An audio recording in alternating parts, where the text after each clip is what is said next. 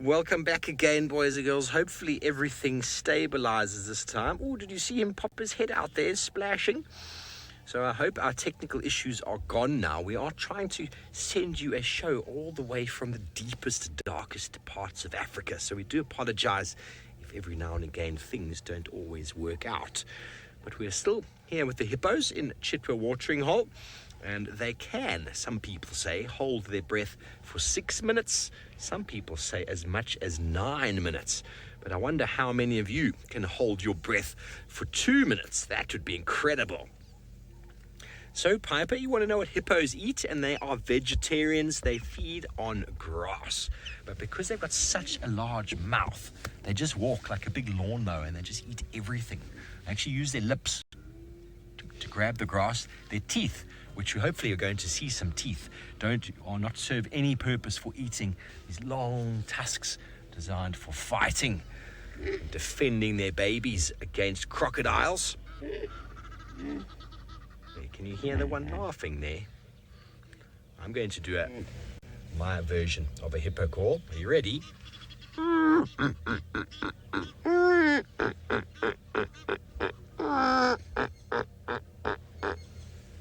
I don't ever know what they're saying, but it always sounds very funny. Sometimes I think they're actually laughing at us. Who are these people sitting watching us? There we go, a little family. They call a group of hippos, they call a pod, very similar to that of dolphins and whales. And they almost say they're closely related because hippos have babies in the water. They breed in the water, they can eat in the water, and they can live in the water all the time. Michelle, they can most certainly open their eyes in the water, but if you look actually how interesting it is, can you see how the ears and the eyes, and well, when he shows us his nose, they're all on the same level. So he can essentially put his whole body under the water and still be able to breathe and see and hear with most of the body underneath. But as I said, if there's no water for hippos to hide in, they will struggle very, very badly. There we go, look at all of them. They're just popping up everywhere. There's probably a few babies in here we can't see.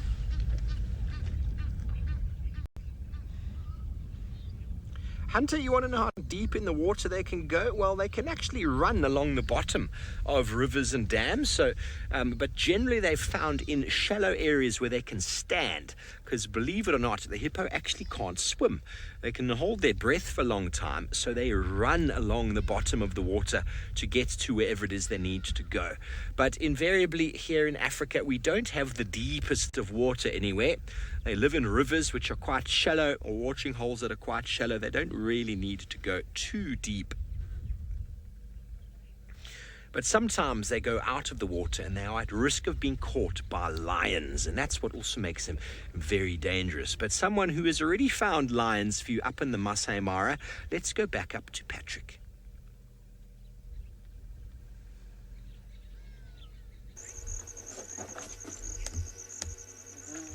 Yes, Steve, I have found lions, and they have done what we call going flat. So when this happens, we say we have some flat cats, because they have laid down in this little gully that we can see here to have a nice little nap in the shade. They were eating just before we started showing them to you, so they have come here to sleep off their little snack that they had in this hot afternoon.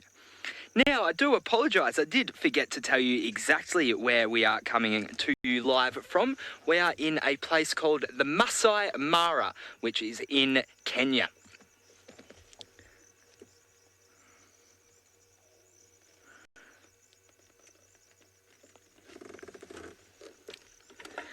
So we can see those tails swishing about, trying to get all of those flies and bugs. Morgan wants to know, how do lions' manes grow? Well, they grow much like the head on your head. So they are made out of the same stuff that most hair is made of. It's just a specialised type of hair that grows a bit longer, and it only grows on the males. And sometimes, if the male is really unlucky, it won't grow on them at all. But most of the time, it will only be on a male, and it will grow longer and often darker than the actual fur that covers the lion. But it grows just the same as the hair on your head grows. So I was talking about that tail that's swishing about. We can see every now and then just the black tips of them coming up. So that black tip actually helps them when they're hunting. It helps them to see each other. We can see that the grass here is really long, and so it helps them to see each other when they are losing each other in the grass trying to get somewhere. It's kind of like if you were to have a flag and wave it over your head so all of your friends can follow you through the long grass.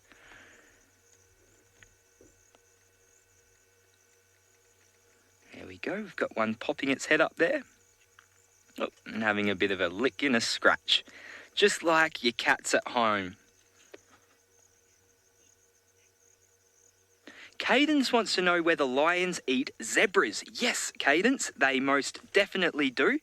Zebras are one of the preferred meals of a lion out here if they can bring it down. So it takes much more than one lion to take a zebra down. Sometimes 5 or 6 lions, even more in other instances. So it takes a lot of effort and a lot of stealth, a lot of cunning and a lot of planning. But when they get everything right, they can definitely take down a zebra and they will eat it for dinner.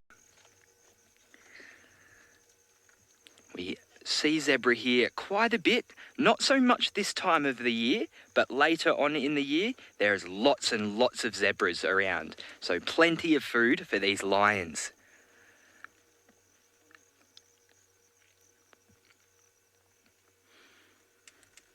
They are very sleepy this afternoon, aren't they? And this is actually really something that people don't know that much about lions. They expect them because they're such big, muscular, powerful animals that they're always out hunting or always doing something, but this really isn't the case. They spend on average about 18 to 20 hours of the day laying around resting and sleeping, which is a lot more than you or I do, don't we? We spend about 8 hours or so a night sleeping and maybe a little bit of time during the day resting, but these guys take it very easy a lot of the time. But that's not to say they don't work hard. They are hard workers when they need to.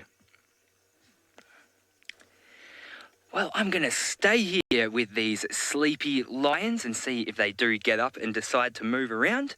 But in the meantime, let's go all the way back down to South Africa and see how Tristan's search is going. Well, the sleepy cats, I'm sure, will wake up at some point and see lots and lots of tracks for leopards have been around all over the place.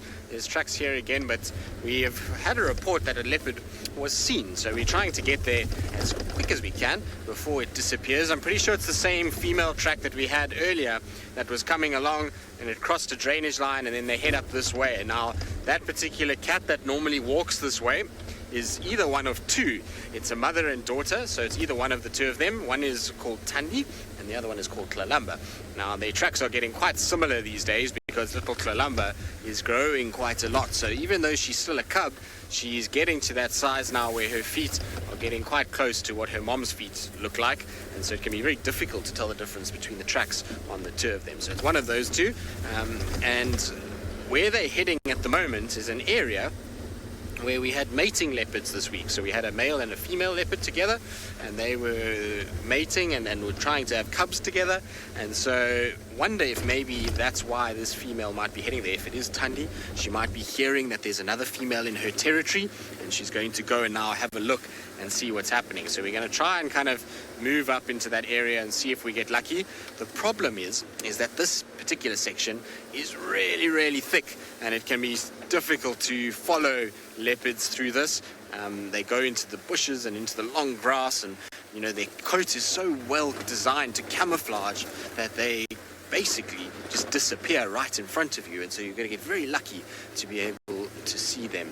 So hopefully we're going to get a bit of luck and we're going to find them.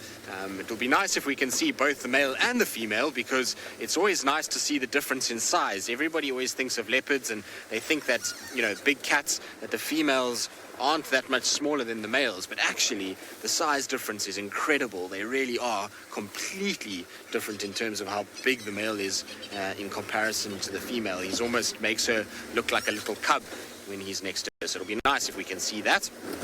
So that's the hope for this afternoon. The problem, like I say, is that where they're going is not very friendly at all. It's why I'm trying to get there quite quickly, is because I know that we might not have them for very long if they do go into one of these thickets.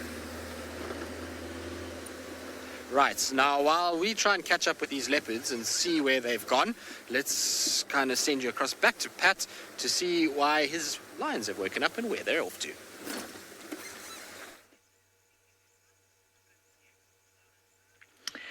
Well, good luck finding those leopards, Tristan. We are having all the luck here with these lions.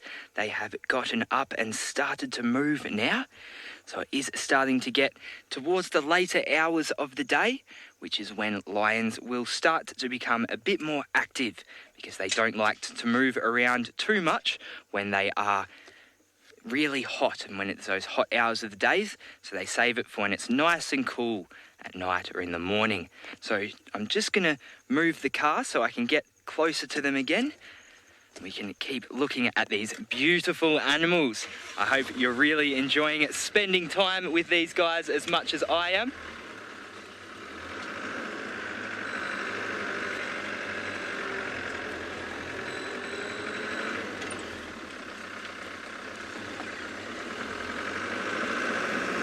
Lehman wants to know, how can lions climb trees? Well, that is because they are very strong. They're strong animals, so they can jump, and they also have claws. They can jump and hold themselves. They also have claws that they're able to stick out, and this helps them really get a nice grip on the tree. But something you will actually see climbing trees more is those leopards that Tristan is looking for. So lions will sometimes climb in trees, but you'll mostly see leopards spending all their time up in the trees. Here we are, we've caught back up. And now that they're all standing up, it's a good chance to see this one here, the male. He's making it tricky for us again, but you can see how that mane is starting to grow on the sides there. So it's obviously not a very long mane, so that's how we know that it's not a very old male at the moment as well. And then if we look at the ones at the front, you can see there's no hair around their necks. Well, there is hair, but no long hair, no manes around their necks.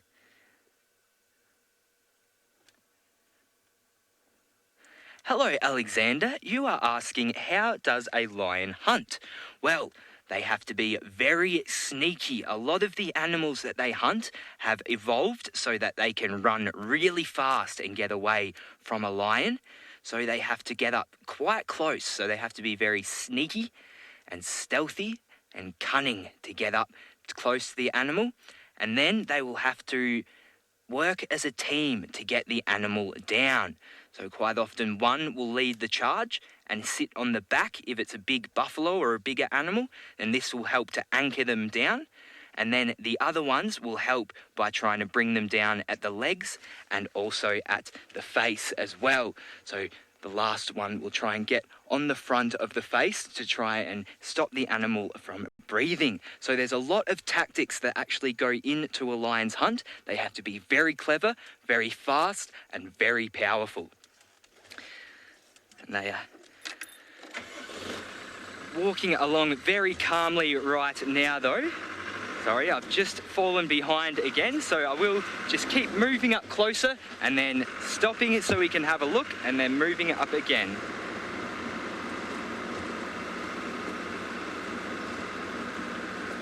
Sorry, I didn't catch the name for that question, but it was how fast do lions run?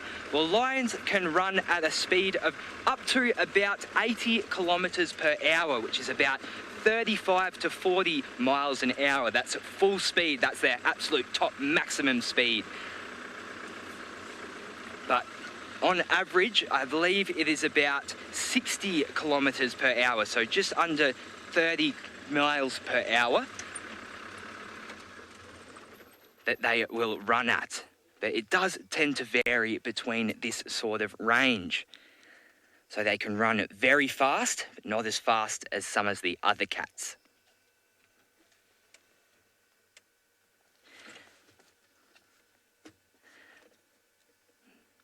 And Tyson wants to know, how do lions find food? Well, they have to use their senses. They can use their hearing, their smell as well, and their sight. So they have to really rely on these three senses to be able to pick up the movements of animals, to be able to pick up the scent of animals, and maybe to even hear the animals. You'll see even when they're resting, their ears are always moving about, trying to pick up on sounds. And we're getting a really good view now of what I was talking about earlier with the tails, with those black tips. And the front one will just flick it up every now and again to say, "Follow me, guys." While these guys are continuing to walk along, we'll go back down to Tristan, who is still looking for a different type of cat, one with rosettes, or spots, as we call them. Oh, hello everybody. It's raining. It's raining heavily. We are getting wet. We're trying to stay dry, but unfortunately, these cars aren't designed to keep me dry. They're designed to keep the equipment dry. So we're trying to just move into a spot where we can maybe get a good view of an animal in front of us like that. But unfortunately, when it's wet like this, all the animals just go and they hide. But it is Africa, and we have to bless the rains down in Africa.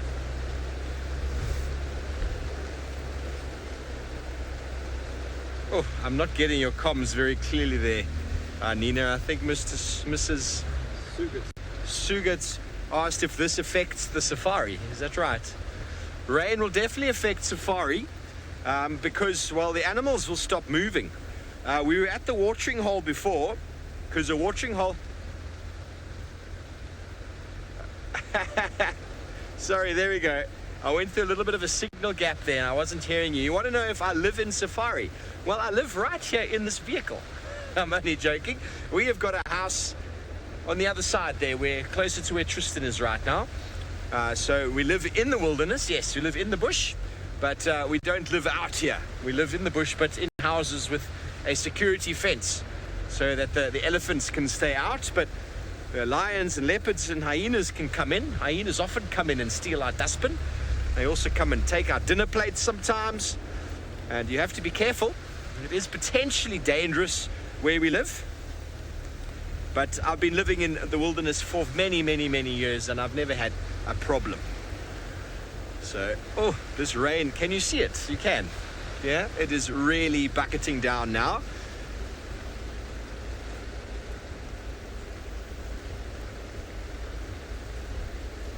Claire, you want to know if I'm afraid of being attacked by the animals? No, Claire.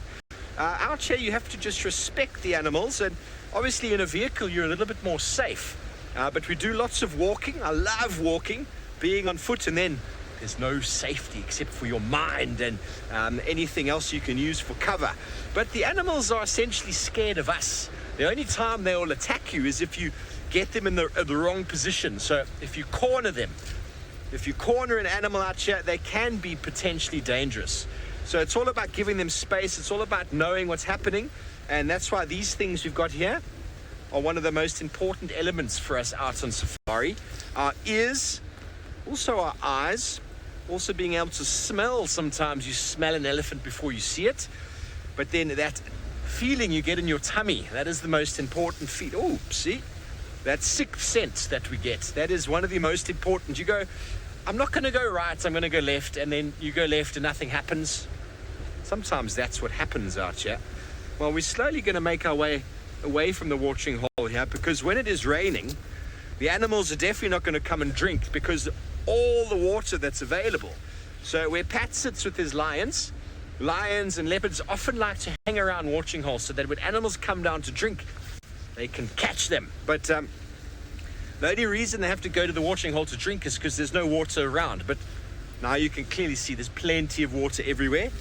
So the animals will probably be out doing whatever it is that they're doing. And hopefully this rain blows over and leaves us in a little bit, because it can be rather unpleasant driving around in the rain. Rather unpleasant indeed. But animals that absolutely love the rainfall are elephants. So we're going to see if we can find you some elephants, because if we do find them, they'll be doing all sorts of funny things in this weather. So hopefully we can get you some. Would you like to see some elephants? Yes? Oh, hopefully we can show you some. Very good.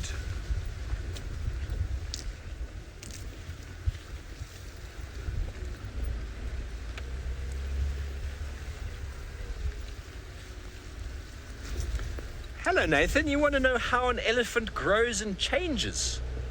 I don't really know how to explain that. They eat food, they drink milk when they're young, and, well, they're always going to be an elephant. So they're born looking like an elephant, and when they grow up, well, they're just a much bigger version of their baby self. It's the same as you, really.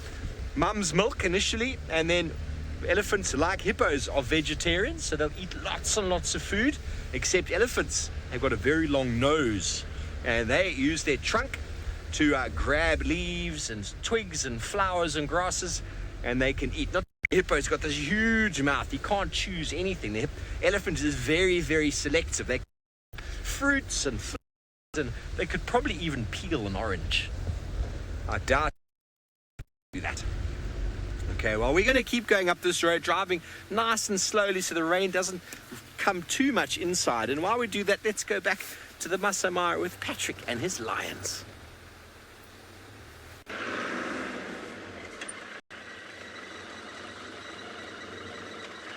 Well, I'm glad I'm not down in South Africa right now. I'm up here in sunny Kenya with some lions and no rain, thankfully.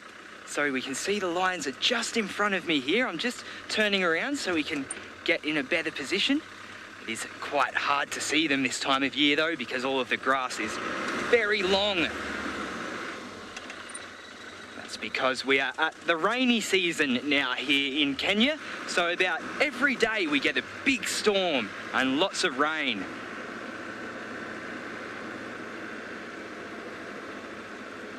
Landon wants to know, can lions see in the dark? Yes, they can. So they have a different sort of vision to us. So it's a little bit of a trade for them.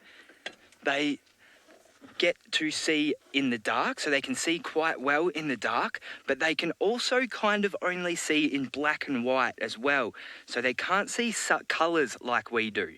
So that is the kind of trade that they have to make for having this ability to see at night. And this is also why you will see them hunting a lot at night as well, because other animals may not be able to see so well in the dark, and so they can use this to their advantage. Aren't lions cool? And it looks like the male at the back just keeps wanting to stop and rest, but everyone wants to keep moving. So Shepherd wants to know, how do lions attack? Well, they use their claws and their mouths to attack. So if you'll ever see a lion hunting, they will jump at it with claws and teeth. And they're both very sharp and very strong, so they can pierce skin easily. And sometimes they will even fight amongst one another. And they can use their claws and teeth then as well. And this, unfortunately, can cause quite a bit of harm for the lions. But this fighting is all part of their lifestyle.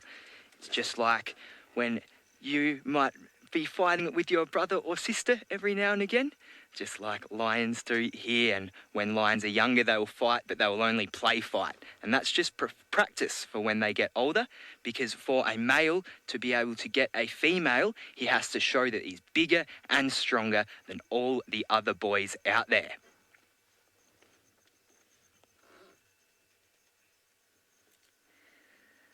speaking of lions attacking, I think down in South Africa, Steve has an animal that a lion would very much like to hunt and probably eat as well.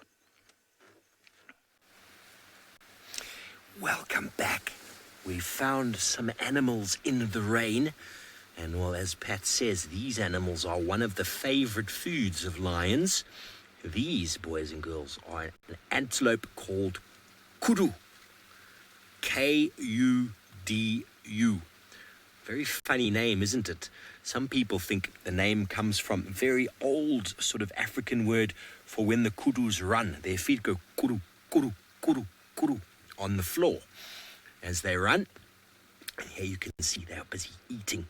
Watch, she's swallowed. Now watch again. She's going to vomit in her mouth. 3, 2, oh my word. Did you see that? You see what she just did?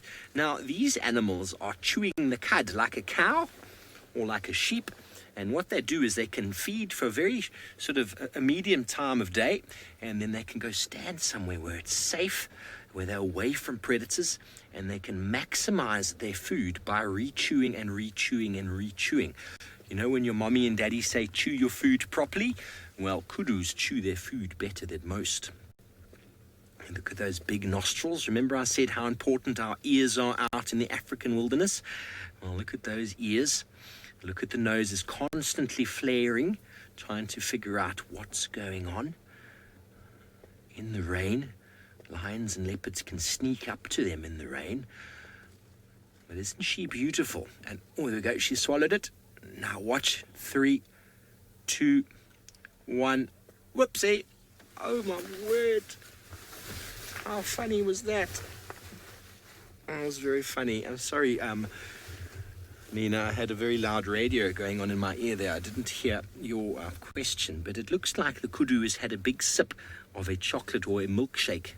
A very milky glass of milk, doesn't it? You see their top lip? This one's watching one side, the other two are watching the other side.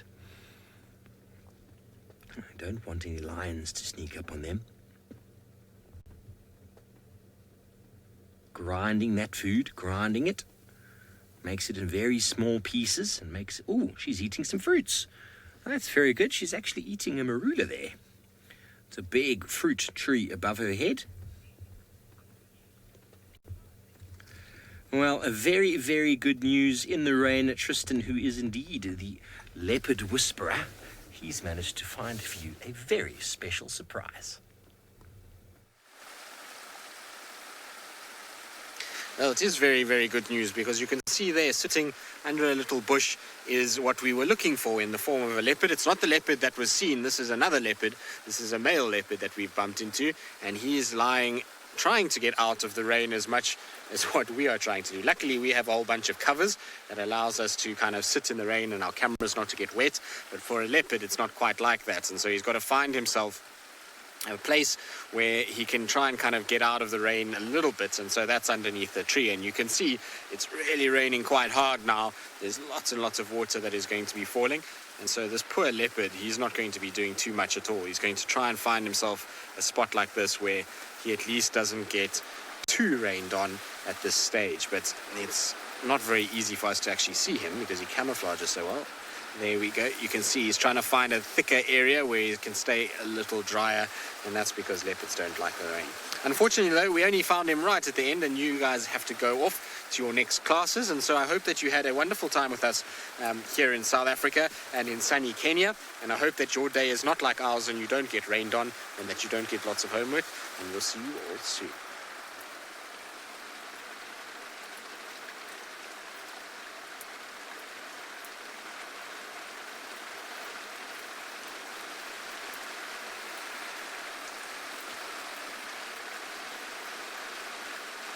Right, well, good afternoon, everybody. So those of you that are just joining us for the afternoon safari, it is a very warm welcome. Remember that my name is Tristan, and on camera I've got Craig, and that's we're coming to you live from, well, yes, the deluge that is taking place. And so we do want to hear from all of you. You can join us in our misery of being hammered by rain for a second consecutive day. And you can do so by kind of commenting and asking us lots of questions to keep our mind off the water that is falling on our heads on hashtag safariLIVE for Twitter and at FC on the YouTube chat stream. Right, Tingana is about as impressed with this as what we are. He was on the road and then just kind of quickly shot off into this bush to try and get out of the rain. Shame, he's trying to find a place where he can at least somewhat kind of feel as though he's not getting rained on too much, and he's kind of tucked himself in, looking thoroughly miserable at this stage. The other leopard that was seen a little bit earlier, I think, is Tandi or Tlalamba. The guys didn't get an ID, they just saw her crossing over the drainage line off Nyala Road, and it's really difficult to follow leopards through there, even for our vehicles, and so they didn't really get a proper view. And what I'm hoping is that she's going to move, whoever it is, through to where we are. It's quite a long way from where that is, and so it's an outside chance, given where he's kind of lying, but you never know. Maybe they find him. The problem is the sort of rain that's falling is going to deaden his scent, and it's going to make it quite tricky for a female to track him down. So I was hoping that maybe he was mating with that skittish female still, and that's why maybe that other female heard what was going on and coming to investigate, but no sign of her as yet. Nancy agreed. While rain is, it's not the worst thing to be, I suppose, hit by, but snow would definitely be not very pleasant at all. Although, I don't know, the wonder of snow, I suppose, would be quite cool once or twice, but I don't think it's as pleasant to be in freezing cold rain. And at least this afternoon, it's not too cold, it's fairly warm at this stage, and so, the rain that's falling, it's not actually too bad. It's not like we're getting freezing and wet, and at least with the rain roofs that we have on, we got them on today, and we didn't get caught like we did yesterday morning where we didn't even have the roof on. At least we got the roofs on, and so if you park in the right kind of direction, you can actually kind of keep everything fairly sort of dry, and you don't get too wet, which is quite nice. The problem is of course if he starts to move, that's going to make life a little bit more tricky. So, these roofs are great if the direction of the rain is in the right place, but at least also with Tingana, he lay actually where we want him to lay, because he lay sort of more on this back side of this quarry bush, which allowed us to actually position our bum where the rain is coming from, which means that we don't actually have too many sort of issues coming into the car. I suppose the front left is getting a little bit hammered, but otherwise all is good. And it seems to be easing up a little bit now. It's not as hard as it was just now, so I'm hoping that within the next sort of hour it will start to kind of subside, and we'll have at least a little bit more of a drier kind of finish to our drive. Right, so Tingana is hiding. He's not impressed with the rain, but it sounds like up in Kenya, Pat's lions have no excuse, but they've gone back to sleep as well.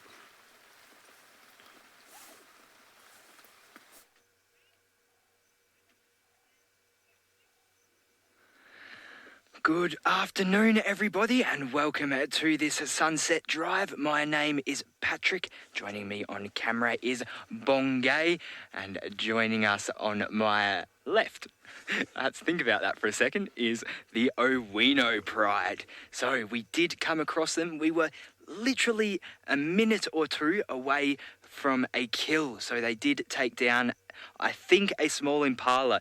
The guy that saw the hunt told me it was he said reed buck, but I heard water buck, so I thought it was a water buck, but that's not the case. It was most likely a small Impala, because they devoured that thing within about 10 minutes. They had gone and eaten it and left.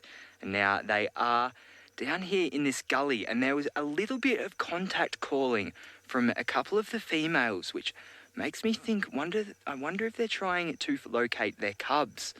They definitely are on the move and looking for something, and so I will have to be on the move too. But we do know that the Owinos do have some cubs, and a place like this would be good. Razor is saying it's such a cute name. I'm assuming that's in relation to the Owino Pride. And yeah, I guess it's a cute name, Owino.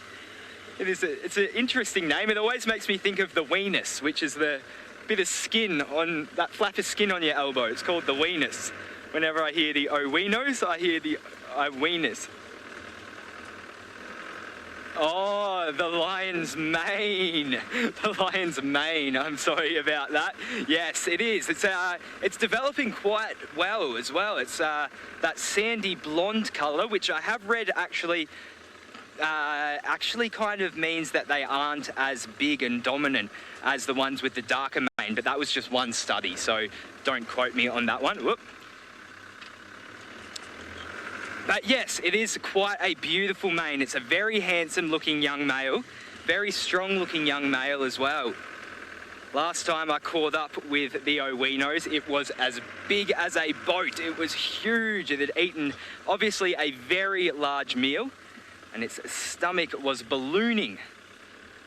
Now, I do apologise for the lack of eye contact right now. The grass is long and they have... Oh, there they are.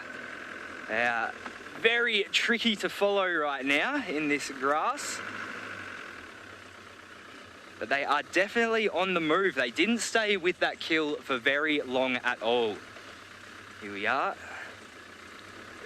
Now, my original plan was I was heading down to catch up with the sausages. They're actually on a kill of their own. They had a buffalo kill with them. I caught up with them earlier on this afternoon. And so I was making my way up to check back in with them. And little would you know, here are the Owinos, which was a very nice surprise on my way up. So when I last saw the sausage with the buffalo had still not been too eaten. The stomach contents were gone, most of its internal organs were gone, but apart from that, still had most of the legs and the torso remaining. So they haven't completely fed on it yet. So it will be interesting to see what's happening when I check back in on them. Hopefully they don't give me the old sausage slip like they did last time. I found them with a buffalo carcass and then went back to them in the afternoon and they had long gone. They left me with nothing but a scavenging hyena who was eating a little bit of the buffalo. But that was still actually a really cool thing to see anyway.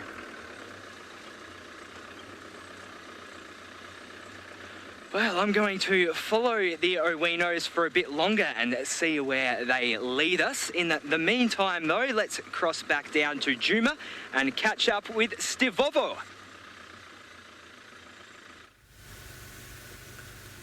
Thanks, Pat. Good luck with the Owino Pride there. I hope you get them doing some interesting stuff. For the moment, well, we're driving around in the rain. Wonderful, though. The temperature's really, really nice and cool. Really nice spending some time with those Kudus. And welcome back, everybody. I hope you're having a wonderful day. We had a really good morning this morning with all those elephants. And I was hoping we might be able to catch up with them again. But I had a feeling Tingana would be back today. We were on our way back and I was thinking, I've got to check these roads to see where he is. Because after it rains, Tingana comes back to scent mark his area. No doubt he'll be picking up on the smells of hukumuri and that's going to make him drool incessantly. Fantastic. Tinganana's back. Don't forget we are interactive. We'd love to hear from you. Send your questions, comments, hashtag safariLIVE or just drop them in on the YouTube chat stream. Let's see if we can find anything. It's very wet, as you can see, but at least it's starting to it's just drizzling softly. If I drive at this pace, it's just falling on my face and not on the camera, which is a good thing. A good thing. Gendre is nice and dry in the back there.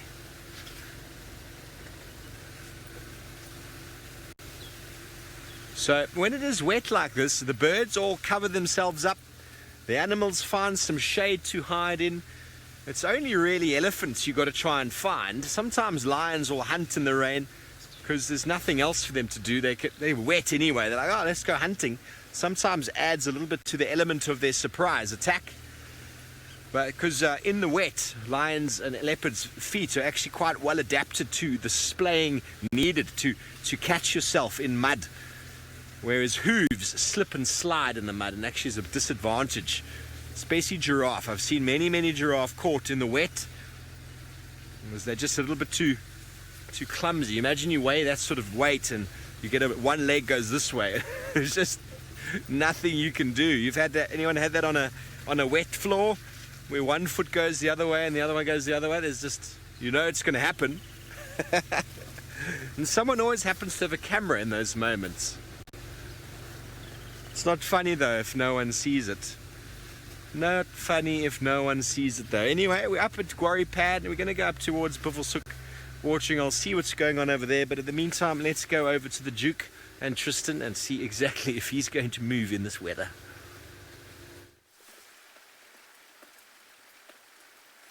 Well, good luck, and see, maybe you'll get lucky with that female leopard that was seen kind of moving close towards Buffelshoek. We're not too far from there at the moment. She was seen on Nyala Road. Tingy, where are you off to now? Boy, it's raining. You should have stayed where you were. Oh, he looks good though, doesn't he? Considering he's been mating for the last couple of days. Oh, that's exactly what we were hoping for. Craig's been saying now he must walk out and shake his whole body so that the rain comes off and we can get it, and he just did. All right, Craigie, let's move, otherwise this rain cover is not going to work. The only problem with him moving now is that we have to drive into the rain, which is not ideal at all. So we're going to have to try and kind of figure it out, how are we going to do this. But Tingy, do we have to walk this way? Also, you're walking the wrong way, because now he's walking towards the boundary and away from Djuma. So Husky, I mean, I've never noticed it on cats particularly. Hyenas certainly, and wild dogs, when it gets wet, they get that smell. But cats, not so much. Like now, you can't smell anything on Tingana. I suppose if you got really close and you could kind of put your nose right where his coat is, you'd probably smell that same smell. But at the moment, the distance that we're at, no, I can't really pick up anything at this stage. But I'm surprised he's walking now that it's raining. I would have expected him to be, taking it easy and waiting for the rain to stop. But maybe he's just decided, well, it's going to continue to rain, so I might as well just take a walk now and try and see if I can use this as a hunting opportunity. At the end of the day, when it rains like this, it's great conditions for a leopard to hunt. Things like impalas can't really hear things that are going on around them, can't see as well, can't hear as well, can't smell as well, and so these things make it much easier for a leopard to hunt. Now, somebody's just contacting me on the radio. Yeah, AFM. He's now up in Mobile. He's Mobile sort of northeast on that road towards the fire break from the dam side. So, unfortunately, like I say, he is heading the wrong direction, and at this rate, he's going to cross over in the next probably, I would say, 10 to 15 minutes. He's going to have a little scent mark. That's a very odd way to scent mark. Very ladylike that was, Tingana. A little kind of squat and had a little mark, and then now off he goes. But maybe he's looking for food. I suppose after mating he'll be quite hungry. I mean, his stomach is not kind of sucked into the point where he's starving, but he certainly could do with a meal. He's going to do a little scent mark there, and he'll rub up and lift his tail and spray. So we're going to just try and catch up with him because he's gone around the corner once again. But from where we are now, the road goes kind of straight up, and it's maybe not even 150 meters, and then he'll cross off into Buffelshoek, and he won't. I would be surprised if he turns back to the west. Generally, this route that he takes him into Buffelshoek or into Torchwood. I suppose we can go into Torchwood too, but it won't be long until we lose signal on that side. What have you spotted, boy? We need a herd of Impala to slow him down. Just going to stop here for a second so that all the water just drains off, so that it doesn't drain on me when we turn right instead. Yeah, Craig, you see. Craig's like he likes the punishment that guides receive when it rains. So I have to fool all Craig's tricks, and Craig's just said at the fact that I stopped to make sure all the water drained off before we went right. It's all right, Craig. One day I'm going to just make a small hole above your head there so you get an irritating drip on top of your head when it's raining, and then we'll see how much you like it. It was a pleasure, Craig. No worries. For you out of the world, just to make you experience what it's like.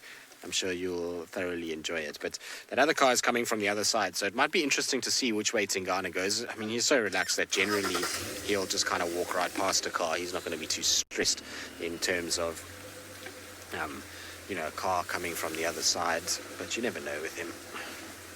I kind of want him to turn and head more to the sort of west again and walk along the boundary and carry on that way. It would be quite nice. But it's interesting, I mean, with all this kind of rain around, we've actually been quite lucky this week with leopards. It's far better than what I thought. I mean, I don't think I've missed a drive with a leopard yet, which is quite nice. So touch wood that it continues, and we keep seeing lots of our spotty kitties. Good, our leopard is on the move, and sounds like Pat's winos are also moving about. So let's send you back up to him and see what they're up to.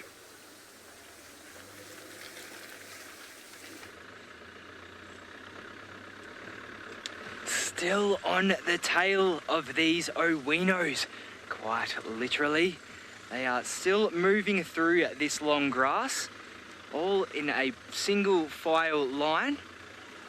And where they are going, well, I'm hoping it's a denning site. I really, really would like to get a look at these cubs. But having said that, I also think that they weren't satisfied with their last meal. So they may also be looking for an opportunity to find themselves some more food. It's very cool to be moving along with this pride though. They're moving at a nice pace, and now I'm out of this long grass. It's very pleasant. Mushley wants to know, what does owino mean? Well, you've caught me with my pants down here. I don't actually know. Bongay, do you know what owino means? It's not Swahili. Hey? A lure? Ah, okay. So, okay. Well, it remains a mystery then. So, I actually haven't thought to ask what owino means. So I do apologise for that one.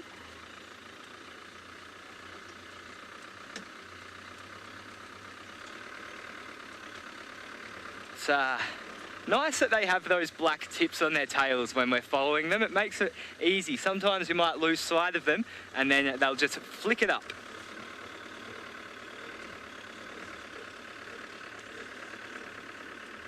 Roslyn wants to know, how much meat does a lion need? Well, that is entirely dependent on the lion that is eating. So a big male lion is obviously going to need a lot more than a young lioness. How much space? Sorry, I heard that one wrong. How much space does a lion need? Well, again, this is dependent mostly on food. So how much food is in the area. So a home range could be as small as 100 kilometres, as 10 kilometres square, or as large as 100 kilometres square for their home range or territory. It all depends on the abundance of food in the area and the density of lions themselves. So obviously out here in the Mara, lions have it pretty good in that there is a lot of food and a fair bit of space. So there's not too much overcrowding, although I think the olololos is going to be a bit of a problem soon because they are growing steadily in numbers. But yeah, it all is dependent. So you'll see come migration that territories will not dissolve, but they'll become a lot less defined because of the abundance of food that is around, and therefore less competition, and therefore less need for their own space and their own territories. So it looks like one has gone flat. I wouldn't be surprised if it's the male because he's been the one going flat. He doesn't seem interested in whatever they're doing. He just seems to want to sleep. So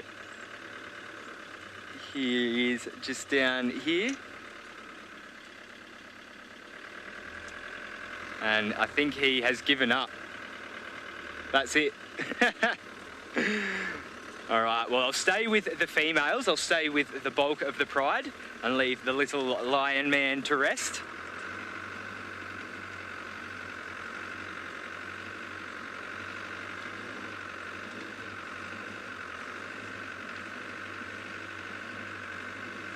So the owinos are actually quite close into sausage territory now. They are getting quite close, almost reaching that sort of area now. But we do also quite often see the owino sort of in this area and a little bit out sort of towards the eastish way. Actually, last time I saw him was very close to this area, under a tree.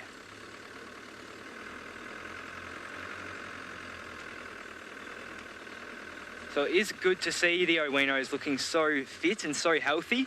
Obviously, definitely capable of making a good hunt for themselves.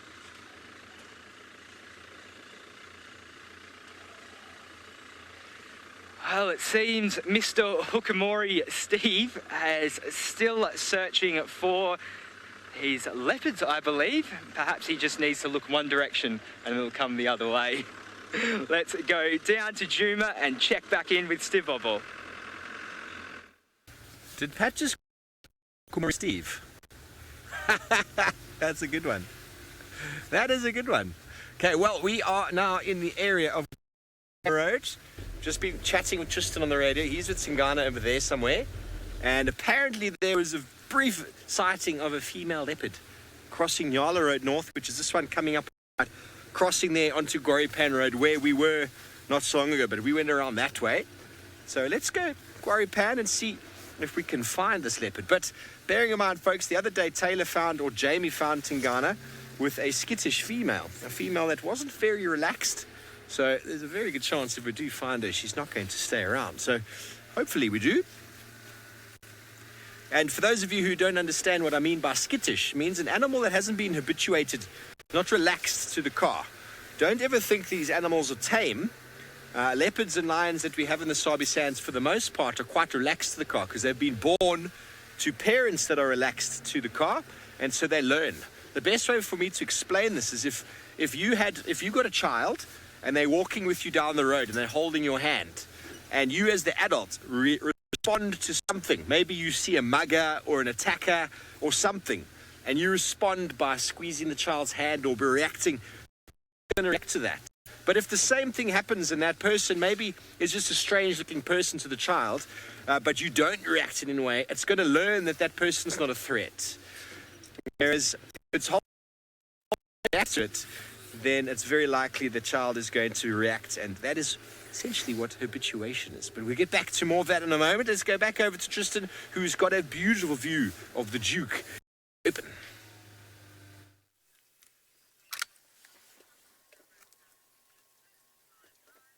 Well, good luck, Steve. I hope that you find that female. I don't think it was the skittish one. From what I understand, it's the same female that we were tracking at one point from all the way from Ingwe Alley side. So it must be Tandi or Tlalamba, one of the two of them, that went that way. The tracks were so distorted by rain, and I didn't see the leopard. It was one of the other guys that saw it, and they weren't sure.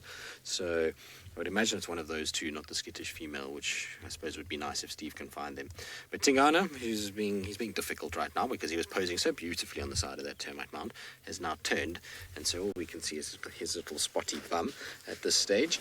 And he's kind of looking out now, he's kind of watching around, and I'm pretty sure that he's trying to find some sort of food item. Maybe from that little mound he's heard something or seen something, like a little duiker that's moving about, or maybe impalas or waterbuck, young waterbuck that could be in this area. Often see waterbuck hanging around this section, so it'll be interesting to see kind of what he gets up to now. I'm hoping that his general direction is going to be more eastwards, because then we can kind of follow him into Torchwood. But if he goes north, we have a bit of a problem.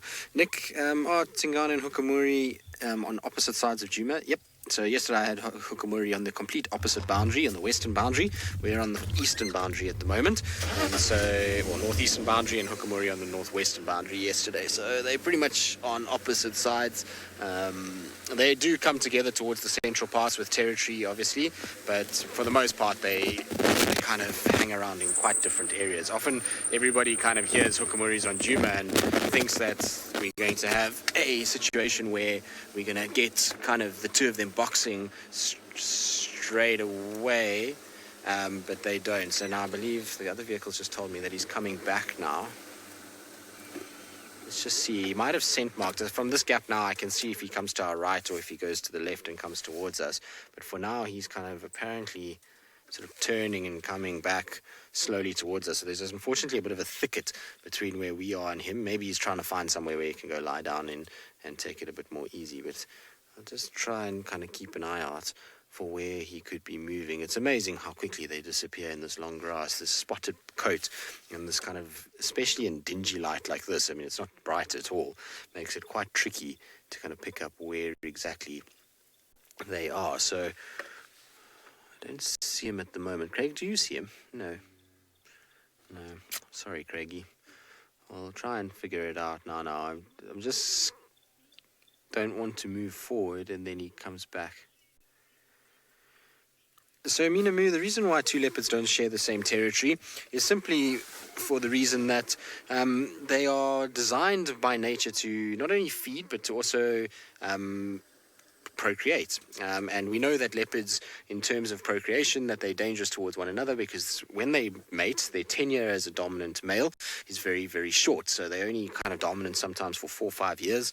And then what happens is they have these cubs. The cubs have to grow, and it takes about 2 years or even more for that female to come into estrus. And so if they only kind of dominant for that short period, if they don't chase other males away and don't share that, and if they shared it, they're going to constantly lose their cubs and their bloodline is never going to go forward. And so it makes no sense for them to be like that and to in any way kind of have that situation. And so it's just, there's territory to try and protect, food resource, water resource, and obviously the ability to mate. Now, where's he gone? Maybe he's gone stationary in the bush here. No, he's gone quite far by the looks of things. So these guys said to me he wasn't moving, but he is. Okay, well, that's all right. We can just go in from here. That's not a problem. Problem is he's going north, so that's not really ideal for us. He's starting to head more towards the Buffelshoek boundary, which I didn't really want. I was hoping that he was going to turn more east towards Torchwood, but something caught his attention up on that termite mound. He heard something or saw something, and now he's kind of going off trying to sort of... Sorry? My earpiece has come out. Oh, well done, Craig. Look at... You're so observant. What would we do without you? There we go. So it's back in now, Craigie. You'll be pleased to know. Now, we're going to try and find a spot where I can actually see this leopard again. And then maybe, just maybe, the cut line is going to be the best spot, as we're right here. Good. Well, we're going to try and get one last view of Tingana here because he's about to cross the boundary into Buffelshoek. So we've got probably 10 meters and then he's going to cross over. So we're going to just quickly get one last view of him before he does. But in the meantime, before he kind of, I think it looks like he's settled down a bit. I'm just trying to see where he's gone now. He's straight in front. So is he lying down? He's lying down, which is quite good news. So he's decided to sit down right on the edge of the road, which is very, very good because he was about to cross the boundary and then that would have been it. We wouldn't have seen Tingana anymore. And he's going to head up towards Buffelshoek. He goes to a water point at the moment, quite a lot, called Insinga. That's where that female hangs around quite a bit, so maybe that's why he wants to head up that way. But you can see a bit of grooming now, just to get all that moisture off his coat, any seeds that he's picked up, and you'll find that he's going to try and kind of get himself as clean as possible. Craigie, I think let's just move a little bit, just so that we can get a slightly better view, because at the moment we've got so much grass in our way, but if we go forward just a little, we should get a bit of a better angle to be able to actually see him. Obviously, I've got to be a bit cognizant of how we position ourselves because poor Craig has got to deal with the roof and the covers on both sides. So a little bit easier if we're not so far away for Craig to kind of go through the grass. But you can see really kind of big grooming session. Now, I'm pretty sure from here he's not going to be stationary for too much longer. He'll groom himself for a bit and maybe have a little bit of a lie down, but he certainly will cross at some point. And like I say, we're right on the boundary now, unfortunately. And so I don't think we can have too much longer with him. But it's amazing how meticulous these guys are when they do decide to groom themselves. Honeybears? Yes, I would imagine. Leopards would recognize one another after long periods. I mean, their senses are incredibly acute. And so sense of smell and those kind of things would certainly play a role. and they might have a moment where they're just a little unsure, and then they'll kind of figure it out. But the thing is with a leopard is that when they haven't seen each other for a long time, so I mean, mother and cub is probably the easiest example of this, or even son and, or young male that comes back to an area like, let's say, Hosanna, theoretically, there will be a kind of, they're not going to tolerate one another nearly as much as what they used to. A leopard lives pretty much a solitary life and doesn't really like the company of other leopards too much. And so there generally is not, and I say generally because, what we have learned through watching leopards for a long period of time is that they are able to disprove a lot of things. And so sometimes you will get these weird circumstances where they spend time together. But generally, no, they don't actually... they don't really tolerate one another, and so even if they haven't seen each other for a long time, there's not going to be any sort of nice way about it when they meet up. They'll still have the same kind of response whether they know it or they don't. But you can see it's quite interesting. He's kind of heard something. Oh, another little shake, and is now turning back on himself. I wonder if he hasn't heard maybe some alarm calls or something like that interested him. No, back down again. So yeah, back to what I was trying to say. Sorry, I got a bit distracted there because of his reaction to kind of sitting up. But they're not going to respond to an animal that they haven't seen for a long time with any difference than they would potentially to a threat to their territory. At the end of the day, when there's a long period between them, it's generally because that animal has moved off and then come back looking for territory in the case of young males, and so the whole relationship changes. In terms of females and they're kind of split off, females are also very territorial and will keep other females at bay. Even if it is their daughter, they will fight with one another. So, a male that hasn't seen a female for a long time in terms of mating is very seldom, because in his patrolling and his territorial activities, he's going to be picking up her scent. Even if he doesn't see her, he'll be scenting her and recognize that scent. And when they do physically come into contact, that scent is obviously quite strong, and they're able to figure out that this is an animal that they have smelt in their territory before. So they're incredibly, like I say, incredibly acute senses, much better than what we've got. So if you can remember, people throughout your life, it would be the exact same thing with a leopard. Isn't he looking magnificent though? So, Joshua, male leopards in the Buffelshoek area, it's tricky to know. There, I think, are a few leopards that walk around there that people probably don't see regularly. But what we do know is that the two leopards that are most seen, or three leopards that are most seen in terms of males in the Buffelshoek area is Quarantine to the far east.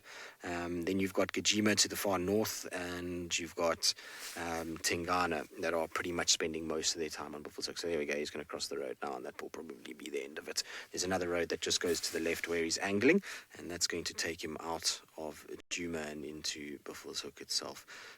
And so, those are probably... Is he going to soar? No, he's not going to soar. I was hoping he would. Those are the three, really, but there's a leopard called Wabayiza that has been seen. Now, not the Wabayiza that was born to Tundi. This is a different one that comes from the eastern part of the Kruger National Park in Hamilton's Hoya Hoya, that area. So he gets seen. Then there's another one. Oh, I forget his name now. How can I forget this? But anyway, he comes from, also it starts with an N. I can remember that, but I can't remember the exact kind of saying for his name. Now I'm just going to quickly turn us to get one last view of Tingana walking away from us, and then we're going to leave him there. Also, there's a car that's going to follow him through. That's part of there. So there we go. We'll get one last shot of him kind of disappearing off into Buffelshoek. He's going to do a bit of a scent mark before he goes as well. So, but those are the sort of the main three, and then obviously there's other males that move around. Hosanna has gone into Buffelshoek a few times, and there's one or two that come in from Manyaleti side every now and then, but the sort of main three is Quarantine, Djuma, and Tingana. Hokamuri actually also too has been into Buffelshoek once or twice as well. Not often, but every now and then heads in that direction. I don't know what Tingy's spotted now. Just kind of watching.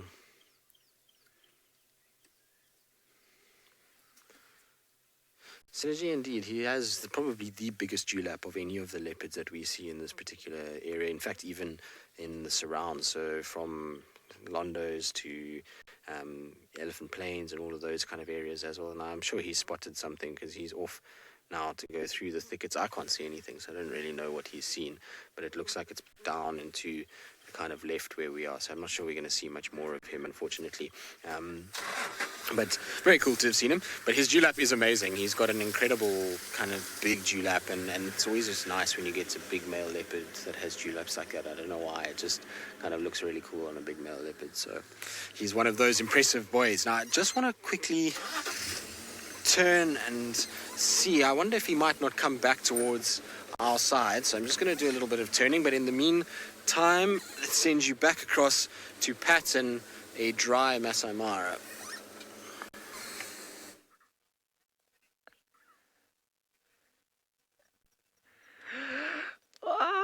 I'm ecstatic right now. So all of that following the lions did pay off. We were right. They were looking for the cubs and they have found it.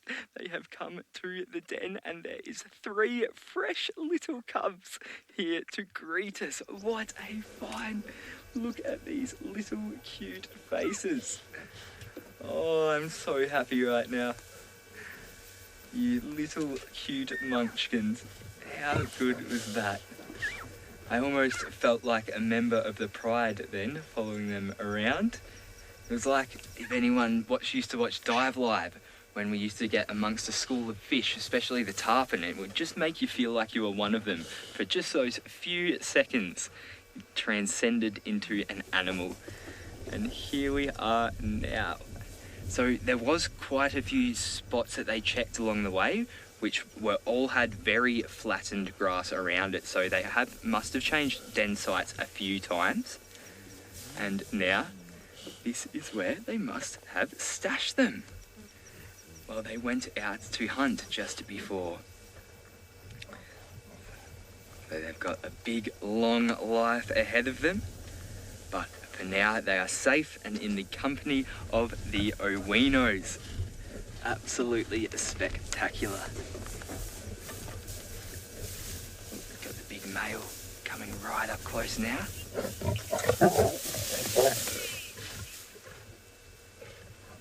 Yes, it is very exciting. Sorry guys, there's just a little bit of a standoff here between the male and the young.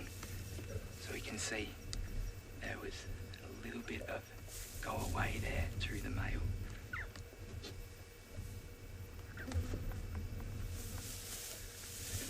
Well now, so they're just telling him to keep his distance from these cubs.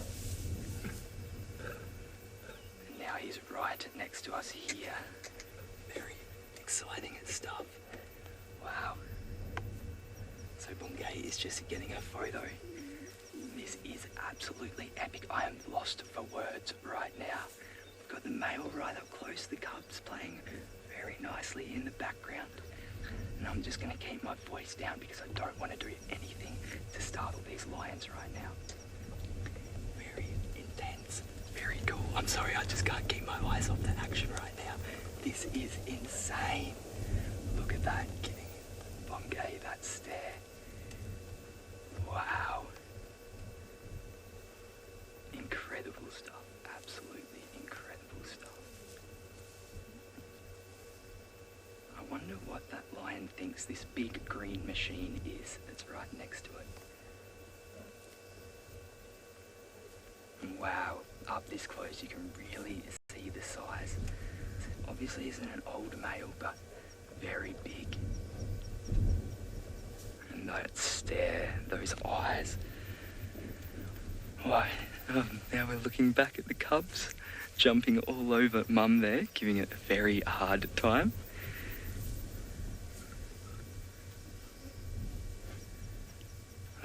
They must be very new to the world, less than a month old. I'm not... Bongay, have these cubs been seen before? They have, okay. So these cubs have been seen before, so this isn't the first time. But still epic nonetheless. I'm so thankful.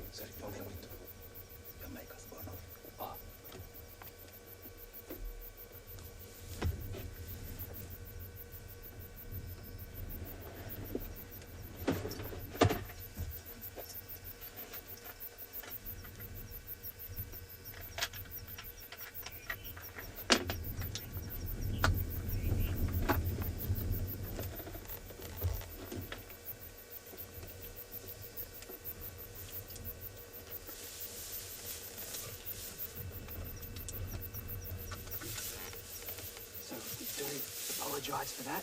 My microphone batteries just played up a little bit, so I just have to move them around a little bit. So we do apologise for the lack of audio. Sorry.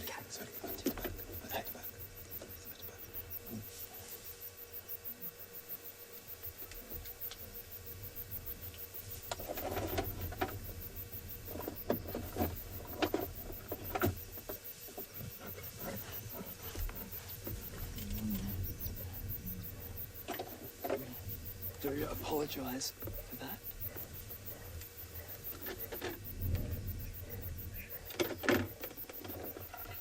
Sorry, the mic receiver isn't working for some reason. Apparently I'm not getting audio.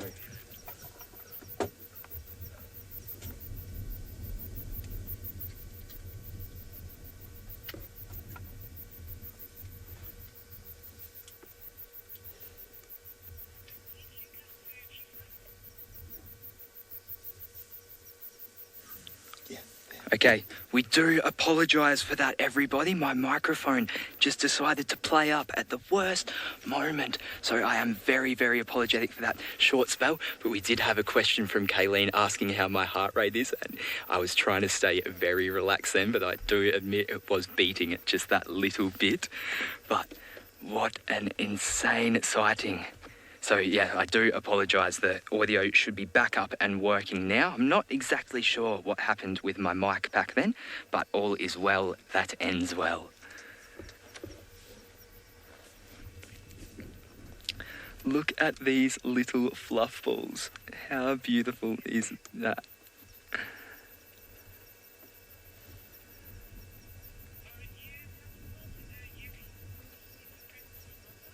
I think that this is a moment that we should share with everybody else in the world. I think this would be a great one.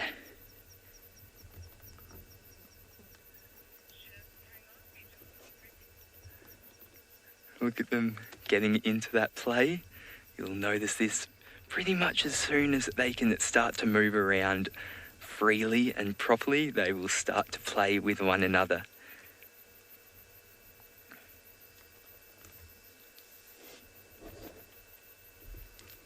How nice is this? I'm just going to stay quiet to see if they make any of their little cute little kind of yaps that they do make.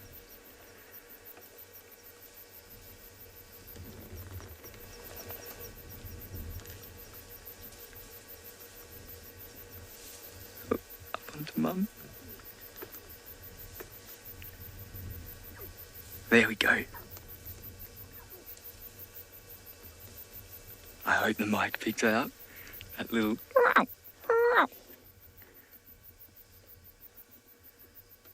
Getting a nice groom there from Mum as well.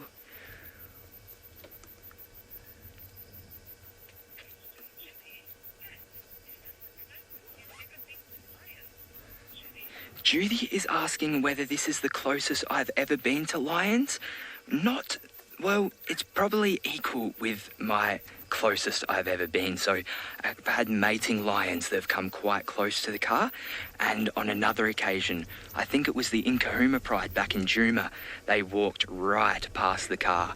So I have had a few situations like this before, but I can tell you they do not get any less exciting, any less heart racing, any less beautiful. It's something I could do all day. We had a similar situation this morning with a big elephant just walked right up to the car next to us, and it's those moments where you just forget about everything else in life and you are just completely there, completely present in the moment. It is absolutely beautiful. And I think there is also just that knowing what could happen, and that if something was to go wrong, that it could go badly, that little edge, I think, that really does make it special.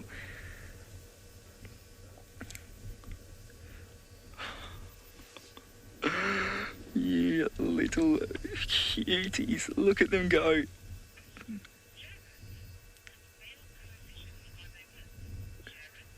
Jared wants to know, what male coalition are they with? Well, they are not presently with any coalition at the moment. there doesn't seem to be any males present except for the young Owino male here.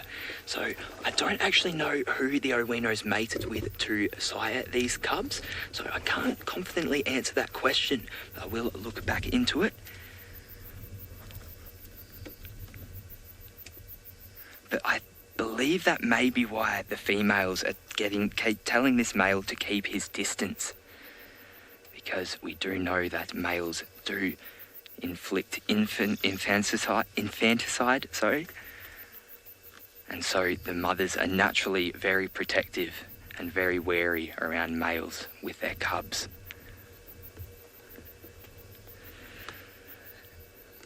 Oh, nice bit of grooming and affection going on here between two lionesses. That's something I've also noticed, is it tends to be a lot more, well, not a lot more, but that lions tend to be more affectionate when the cubs are present. Now, I'm not sure whether there's any actual truth to this or not, but it's just something I have observed since being out here lately with all of these cubs. So, lions don't exactly have a set breeding season, but they do synchronise births. And obviously at the start of the rainy season is an ideal time to give birth, so you will see a peak in a lot of animals giving birth this time of year. And we have many prides with many cubs at the moment. The Owinos, the sausages, the Olololos. Absolutely awesome stuff.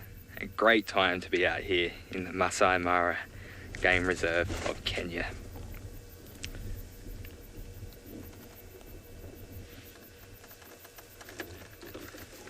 Hello.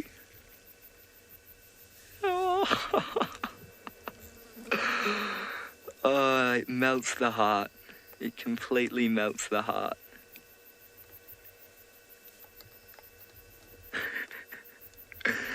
And of course, having cubs is a big test of patience for the mother, as we can see. Well, it may not be the mother. It may not be. We do know that there is allo care amongst lions. And what this means is that there will be parental care, sometimes even suckling from other pride members. Anyway, we're going to stick with these little cute cubs and send you back down to South Africa for a bit of an update with the VOV.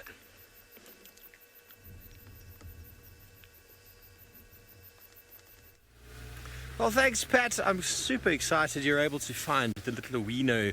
What are they going to be called? Owinos. I suppose that's quite obvious. But we still need to find some lion cubs this side. Amber Eyes is in the north. She needs to bring her cubs back. So we have been driving around. We didn't find anything on Goripan Road or in that area. It's pretty quiet, but driving very slowly. The birds are starting to sort of shout, as they will do after some rainfall. Let's have a little listen, shall we?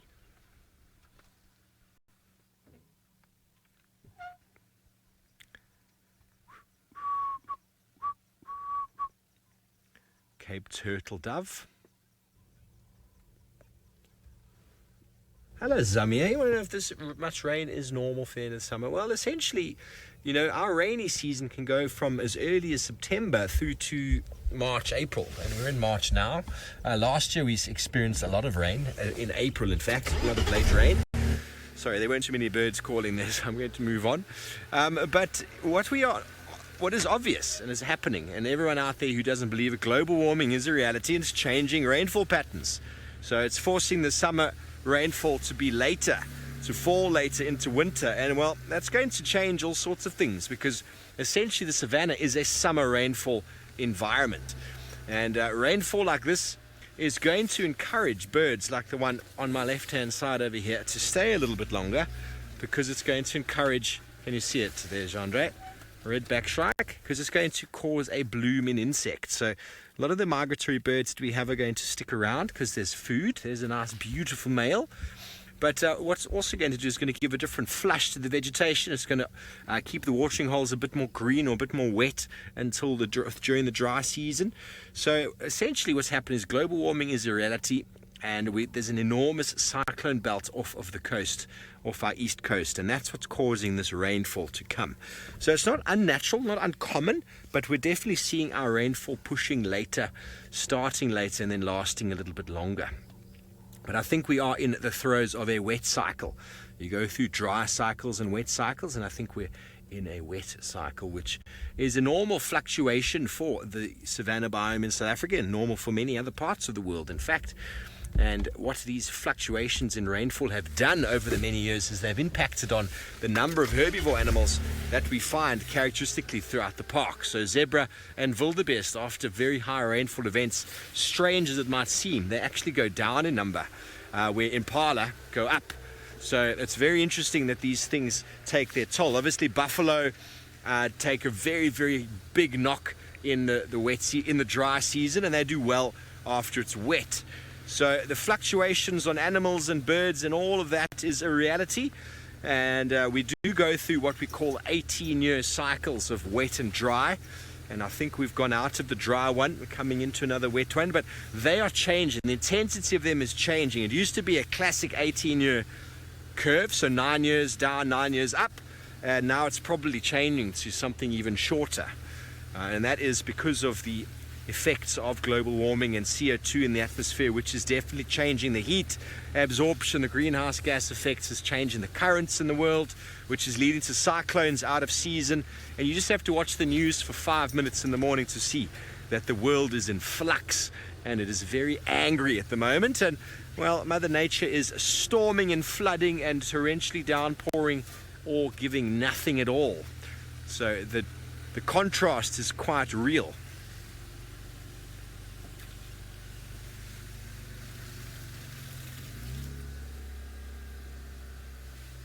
Contrast is quite real.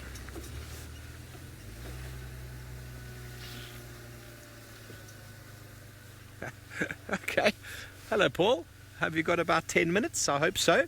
Paul wants to know if I can address the beneficial aspects of the rain and the dam levels. Well, essentially, Paul, the rainfall, like what we're having today, is a light splattering of rain. This isn't a very heavy downpour, and what this is going to do is it's going to benefit the grass layer, because the grasses, if we just look at the grasses in front of us, they are still quite green, but grasses have got essentially a very shallow root system which sort of covers the whole sort of about a meter maximum below the surface, but about a foot or so below the surface.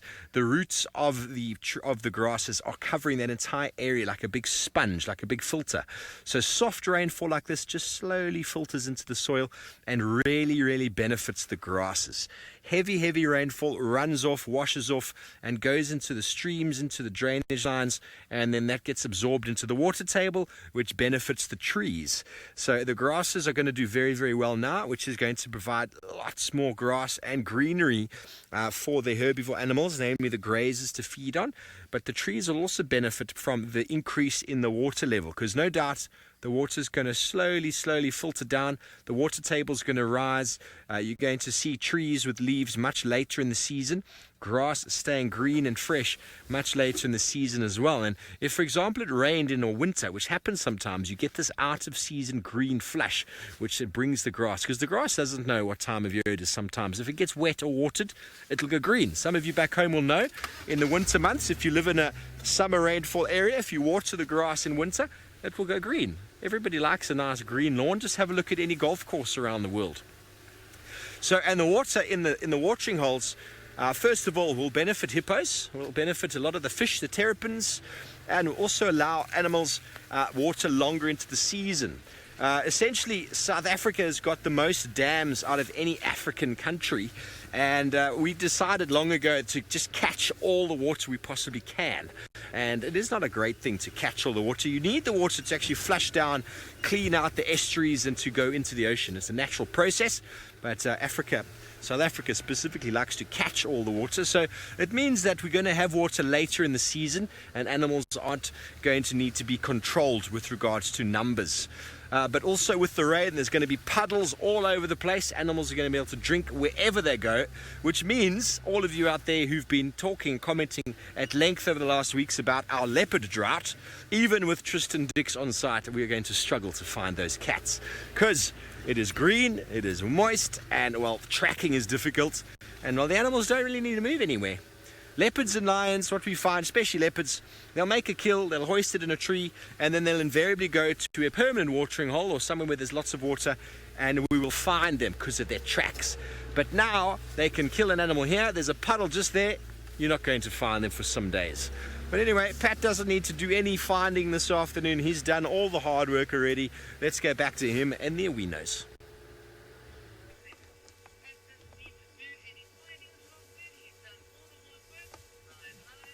Yes, all the hard work has definitely paid off here as we see these little cubs giving this lioness quite the hard time. Now, there was a little bit of discipline from one of the other lionesses, which this one did not like at all. So we had a little bit of a scuffle there.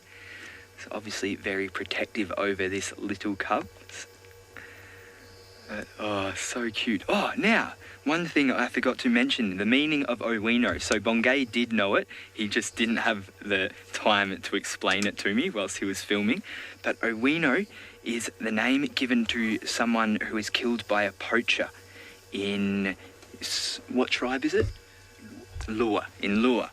So one of the tribes here in Kenya. So it's the name given to someone killed by poachers. So this pride was named after one of those people, the Owino.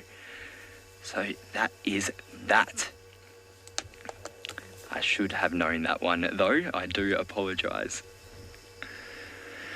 I'm in kitty heaven right now. What a feline frenzy this is.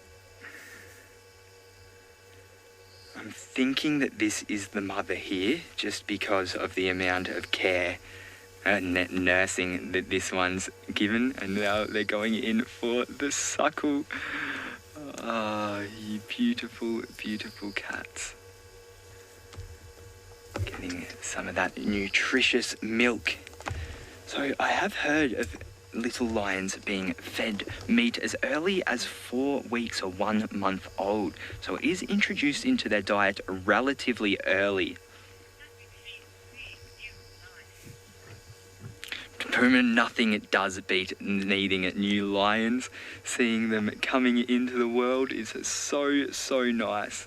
And it's good to see that they have also been introduced to the pride and are relatively accepted. They did see a little bit of detestment there before, but they have reached that stage where they are starting to be integrated into the pride, although still hanging out at the den just for now.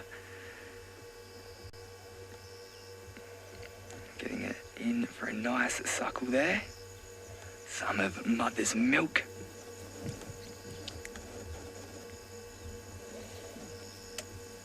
Looks like they're jostling a little bit for a good position, but they all seem to be a little settled, except for this poor one on the bottom. It's a little bit left out. Oh, that's all right. Get in there. You'll find one. There we go. Mum's moved for you.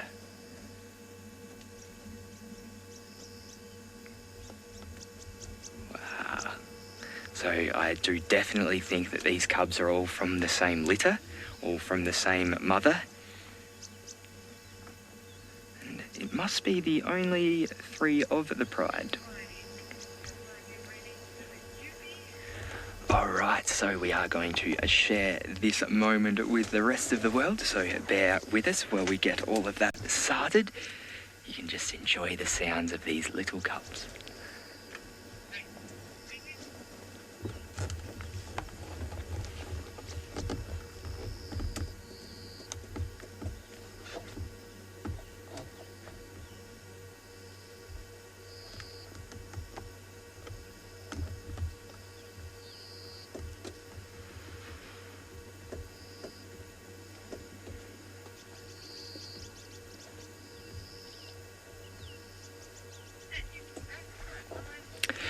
Welcome everybody to the Masai Mara Game Reserve here in Kenya.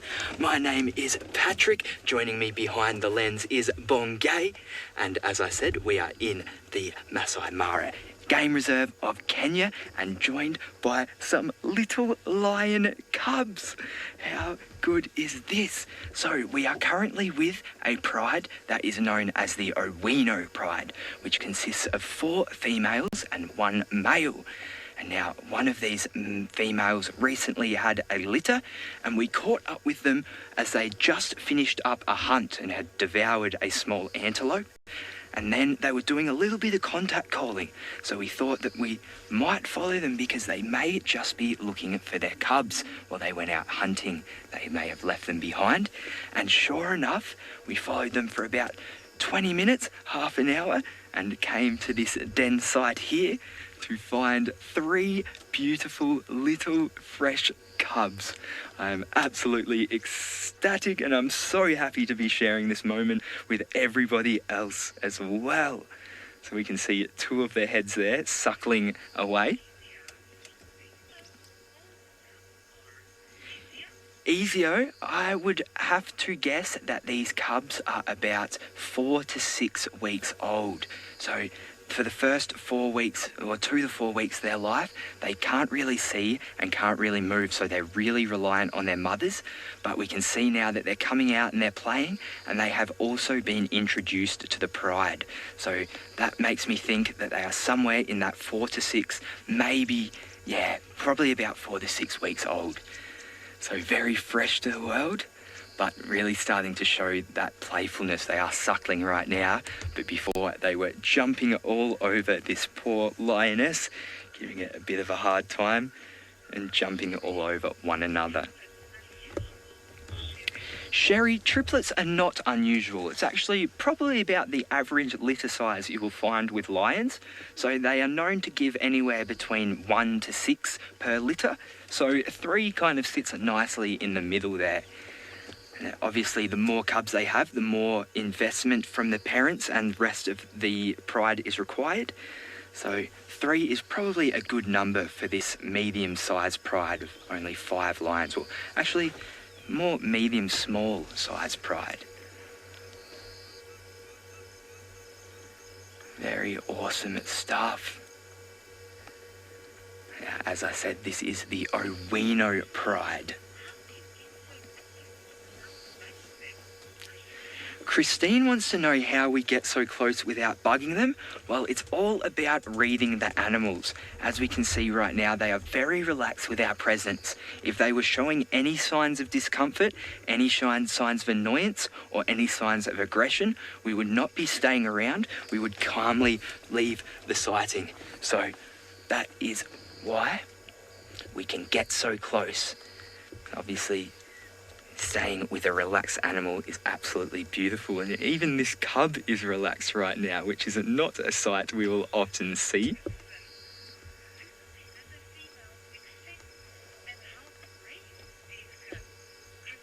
Kristen wants to know whether the other females will help raise these cubs and accept the cubs. Most definitely. So in lions, we observe something which is called allosuckling. And allosuckling is when the cubs will suckle of a lioness other than their mother. So the pride definitely does invest effort into raising their cubs. But this could go the other way if not go the other way. I'm not putting that right. This can be upset if an outsider male comes in, because if an outsider male doesn't see the cubs as his own, he will actually commit infanticide, which is the killing of the cubs, which will force the female back into estrus, which is another term for being kind of on heat, if you would call it that. And this will force so this will take about 2 weeks as opposed to the 2 years if the cubs did survive. So this is essentially just a tactic for the males to get their genetics to be passed on and not another male's genetics. But having said that, the females will also aggressively defend their cubs against any outsider males and are very, very wary. And for good reason too. If these were my young, I would be defending them with my life. How beautiful is this? Absolutely unreal sights here in the Masai Mara. Oh, so cute. And this actually wasn't expected. So I did say we caught up with these guys after a hunt, but we were making our way to check on a completely different pride who actually has about 10 cubs right now, which is the sausage tree pride. But these ones intercepted us, and I'm very glad that they did. It's so beautiful. But it is also very interesting that the sausage tree pride has so many cubs right now, as does the prides such as the olololos. And this is because of synchronous spawning. So synchronous spawning is when animals of the same species will give birth at the same time when conditions are correct. So they don't have a set breeding season here in the Mara, but there will be a peak about this time of year at the start of the rain.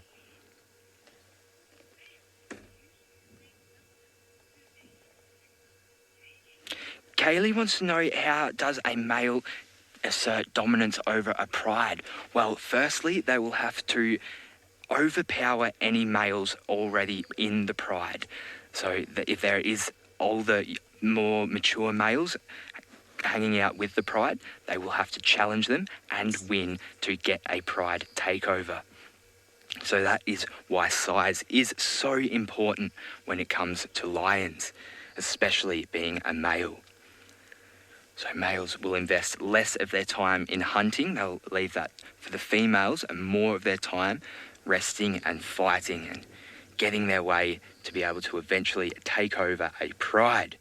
It is a hard feat for a male lion, especially a single one. They form what is called a coalition occasionally. Well, not occasionally, but quite often they will form a coalition, especially with related brothers.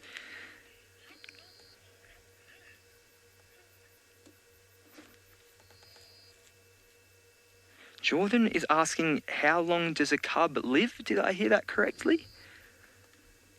Well, the average lifespan of a male lion is 10 to 12 years.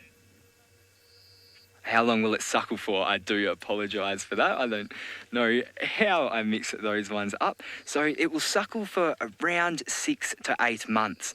As I said, they do get introduced to meat relatively early on in their lives, sometimes as early as 1 to 2 months, and they will eventually be bought off milk by about 6 to 8 months.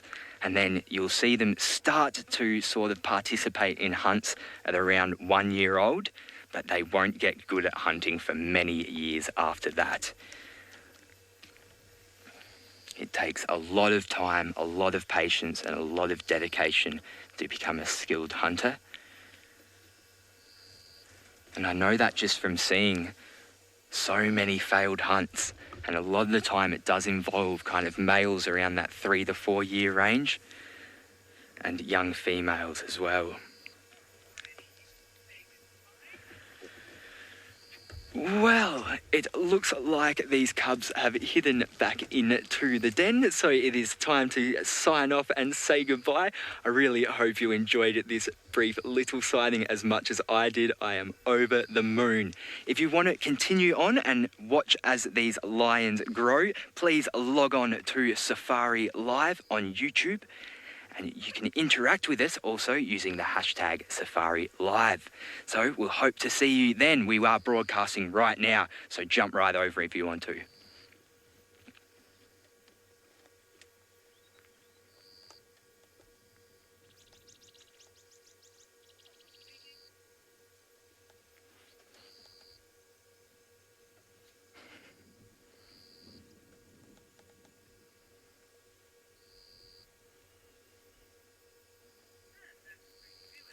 Welcome back, everyone.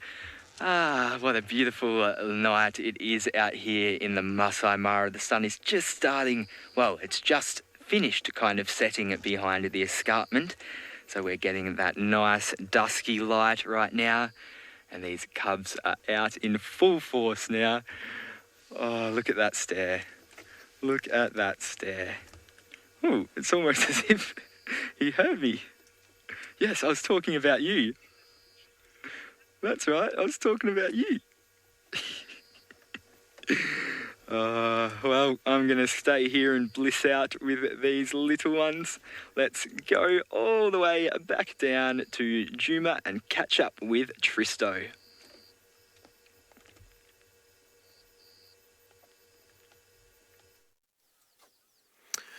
Well, at least we've got some sort of sunshine that is coming up over the horizon at this stage. It's not great and it hasn't kind of come out and dried anything, but it's still very pretty to have that sort of glow, orange glow on the horizon and all those kind of blue-grey clouds that have come over. And so those seem to be kind of breaking up, and it seems as though it'll clear up a little bit. But there are some big storm clouds still to the east, and I believe north of us in the Manyeleti, I just got a message from one of the guys that works up that side that was saying they got absolutely hammered this afternoon with rain, and it's still really raining quite hard there. So it'll be interesting to see if it swirls and kind of comes through this area and we get more rain later on. I suspect that it will. Apparently there's a big cyclone that's somewhere near Madagascar that's causing a lot of these kind of storms to waft through, and isolated rain patches that we've been getting over the course of the last sort of 48 hours. So it's quite common to see that when you get a cyclone, is that you will get rain periodically through the day. And today I think this is the third or fourth time it's rained, and so it's expect more to come during the course of the night. But so far quiet since Tingana went north. There's really been very little else happening. We've driven around very slowly, kind of retraced our steps that led us towards Tingana, just in the off chance that maybe, that female leopard popped out, but we didn't get anything, no sort of tracks to indicate that she's walked after the rain. So we've been puttering about the eastern side, just kind of looking around. Maybe we get lucky with Klalamba. I'm obviously not sure which leopard it was. It could have been Klalamba, it could have been Tandi, but either one of them, maybe we get lucky with them on this eastern side. So just kind of taking it easy at this stage and seeing what else is around. But it's been very quiet from an elephant point of view. I don't think I've seen an elephant since I've been back, or have I? No, I've seen one. I've seen one elephant since I've been back from leave, which is not very good. Hoping that we get a whole bunch more herds starting to come through. At this time of the year, you would expect to see a few more eddies because it's so green, but actually they spend a lot more time in areas where the grasses are more nutritious. So they'll go to areas with high concentrations of tertiary grasses. So you'll see them a lot in the Manyeleti at the moment. There's really good grazing grass there, and so they go there and they kind of feed a lot. Even though there is still lots here, it's just easier for them to go into that area and have a lot higher density. So we're not seeing too many eddies at the moment. Buffalo, I don't even know what that animal is anymore. I've decided they don't exist. You can see that there was a mess created here by rhinos at some point. This is, an area that they obviously have been in during the course of the rain. So this is while it was raining, or, around that sort of time during the day today. It's obviously, it looks like there's a bit of mud over the top of them. So I think it was earlier in the day when it rained. But they love this kind of thing when it rains, as they'll come in, and buffalo are another one, elephants too, is that they come where it gets soft like this and they excavate it out. And often we talk about mud wallows and how a lot of animals use them, and everybody kind of often wonders, well, how do they start? And so this is an exact sort of example of a mud wallow and how it begins. So it started out probably as just a little puddle on the edge of the road, and then slowly but surely animals have come through and they've started to kind of dig the mud a little bit, and rhinos and buffalo and hippo and elephants will be the four that really shape these wallows. And in the time that I've been at safariLIVE, this little kind of depression has gone from a small little wallow on the side of, or small little puddle on the side of the road, and is slowly but surely now getting bigger and bigger. Now it's actually big enough probably for a rhino-sized animal or buffalo-sized animal to actually lie down in it if it had to fill up with rain, and it creates a really good place for them to roll around, cover their skin with mud, which they obviously do quite a lot. And so then they kind of mess around in here and then get up and move, and slowly but surely their process of doing that and kicking at that mud and rolling around in it is only making that getting deeper and deeper and deeper, and eventually it can be a full-on mud wallow where it will collect water and sometimes can last for many months with water in it. So this is how they kind of form, and eventually it will become something a lot bigger than that. But the problem with these kind of things is that the more you get of these, the harder it is actually to find a lot of animals, because the amount of water distributed through the area is a lot, and it means that a lot of your animals are not going to a specific place for water, which makes it harder to find them.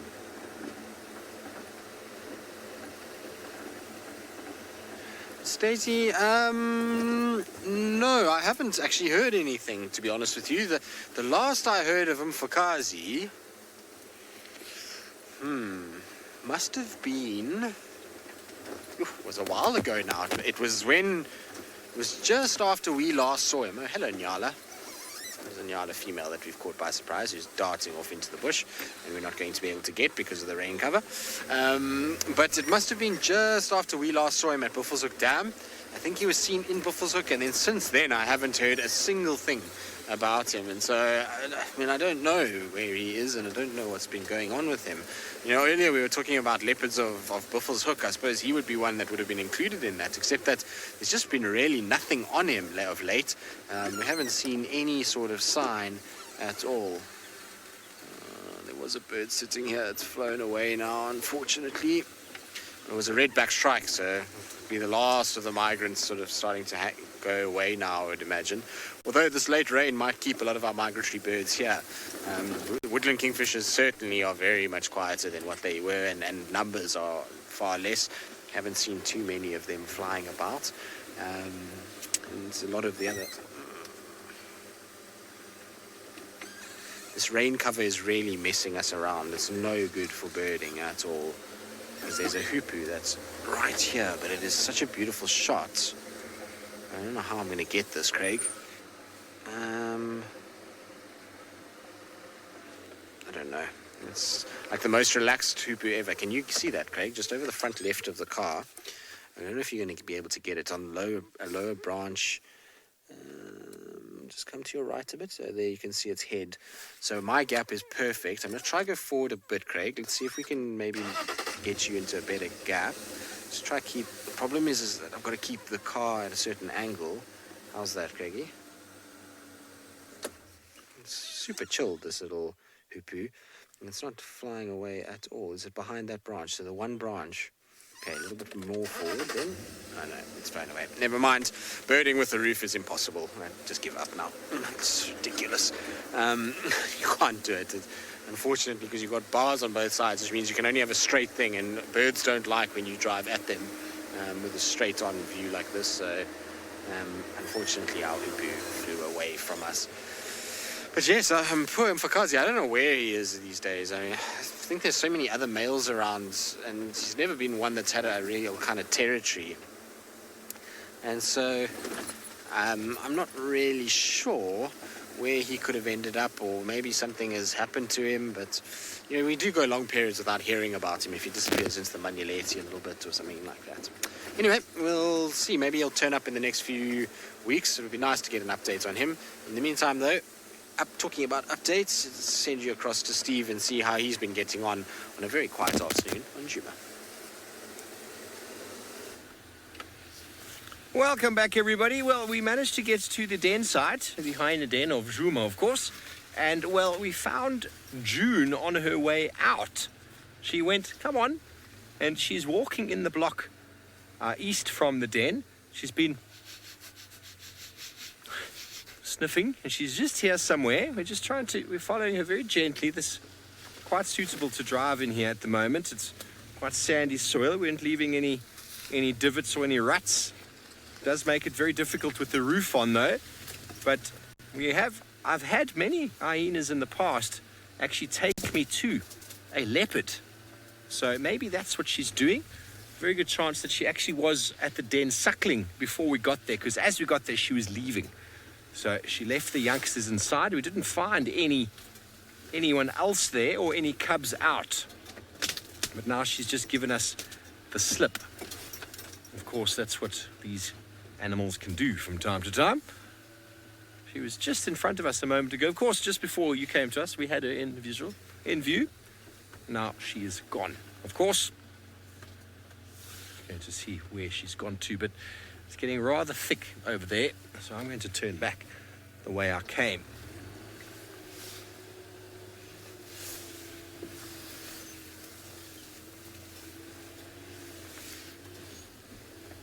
I think Jeandre, she's left us in her dust. If there was dust to leave, she would have left us. And I think she's gone a little bit further east. Now, I don't know who she could be leading us to. Hello, Monique. You don't know if there's any updates on the Nkuhumas? Not that I know of. I haven't heard anything. Last I saw them, the two young males, the Mangeni male and the Nkuhuma young male, I saw them close to the gate on Voyatella the other night when I came back after having watched some rugby with some friends down at Cheetah Plains. And I know Taylor then spent the morning trying to find them unsuccessfully, but I don't know where they are. I think they were north of the boundary, so I think they're in Buffelshoek.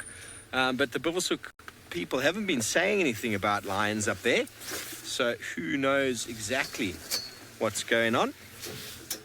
No doubt they'll be back. They quite often do materialize in Djuma after we've had a little bit of rain.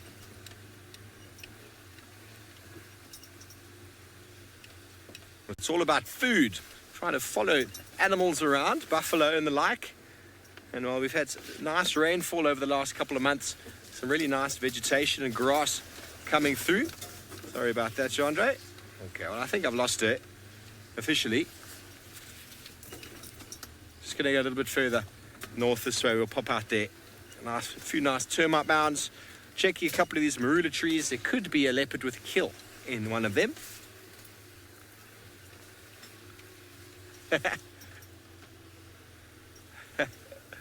Ellie, fantastic. I have never gotten myself lost to the point of asking for help, but I have on many occasions been temporarily disorientated. Not lost. Temporarily disorientated, Jeandre. There's a difference. So another thing that we've been trying to do is I've got a strong feeling that there's a secondary den nearby to our den there, a little bit more to the east of the Djuma den, because many a time we're there and suddenly out of nowhere, Pretty's cub, one of her cubs, or even, sorry about the branches there, a little bit wet, or even Corky's cub Plonk will just materialize from somewhere and we don't know where. So I'm going to get myself out of here and go back into that area and see maybe if we can find a secondary den. Jamie has said it's very plausible. It has happened before, where they had two dens very close to each other and they used to just sort of alternate between them. But it's also a nice block to check because there are lots of big termite mounds in this block, and while we don't get to really walk in here very often, maybe on a way to check that den side, another den side out, or maybe she's just looking for food. But anyway, let's go back up to the Mara with Patricia, who is still with the Djuma Pride.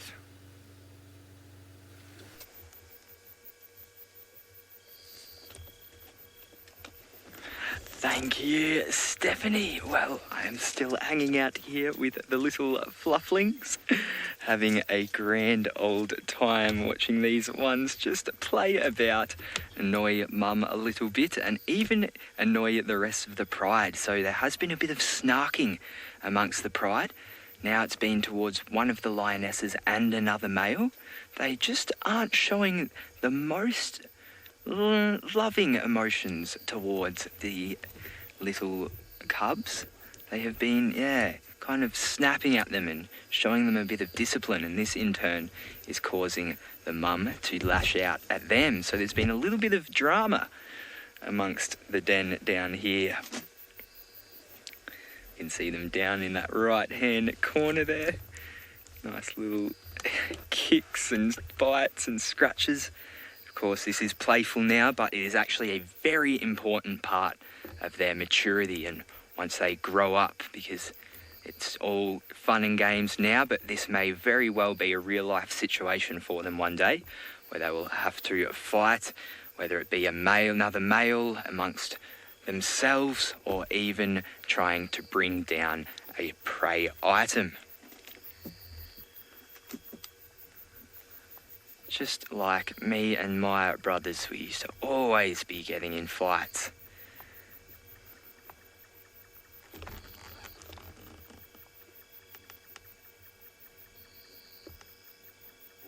Harshal wants to know, is there less competition in this area as this pride is very small? Well, yes, there doesn't seem to be a heap of competition amongst the lions here, so they're all pretty evenly spaced at the moment, and resources tend to be pretty plentiful here in the Masai Mara. So there doesn't seem to be a whole lot of conflict. They are somewhat close to where we had the sausages earlier today, so we do see them in similar areas. But I haven't actually heard of or seen any conflicts between any prides in the months that I have been here. Well, not even been here, but known of the Mara. And now we are in infrared right now, which is why you're seeing everything in a bit different colour, sort of that black and white night vision look. And that is just because we are shining a light that nothing else can pick up except the camera, so we're not damaging the animal's eyes while still getting a good look at them doing what they do best at this age, and being cute. This is just something I could sit and watch all day.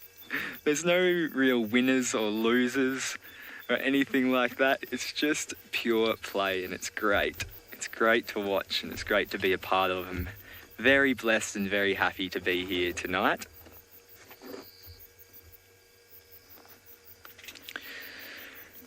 It's starting to get quite dark here in the Masai Mara, but we are 1 hour ahead of Djuma, so they still have a bit of brightness, and I believe also some birds.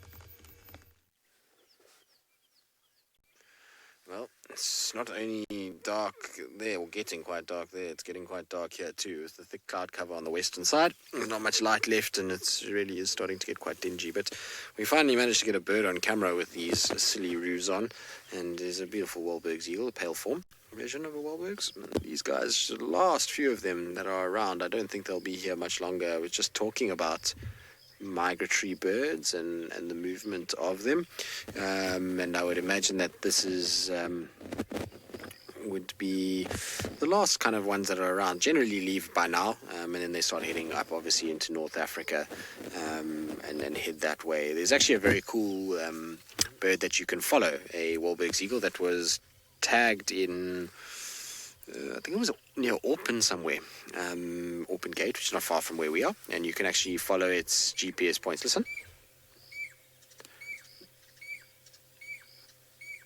Now, I was hoping it was going to call, but it wasn't. It was another bird. Anyway, so what I was saying is that they were... you can follow this particular Wahlberg's and where it flies and where it goes. It's really interesting watching the movements of these animals and the routes that they take, and how incredible it is to see that they don't fly over water. Now, a lot of migratory birds are like this. European honey buzzard that they've tagged in this area does the same thing. But essentially they fly from obviously south to north, north to south. But when they go over places like Lake Victoria, they'll actually fly around that lake. So they fly on the fringes, not over the body of water itself. And it's probably due to the fact that, one is there's no place to stop and rest, and to be able to perch.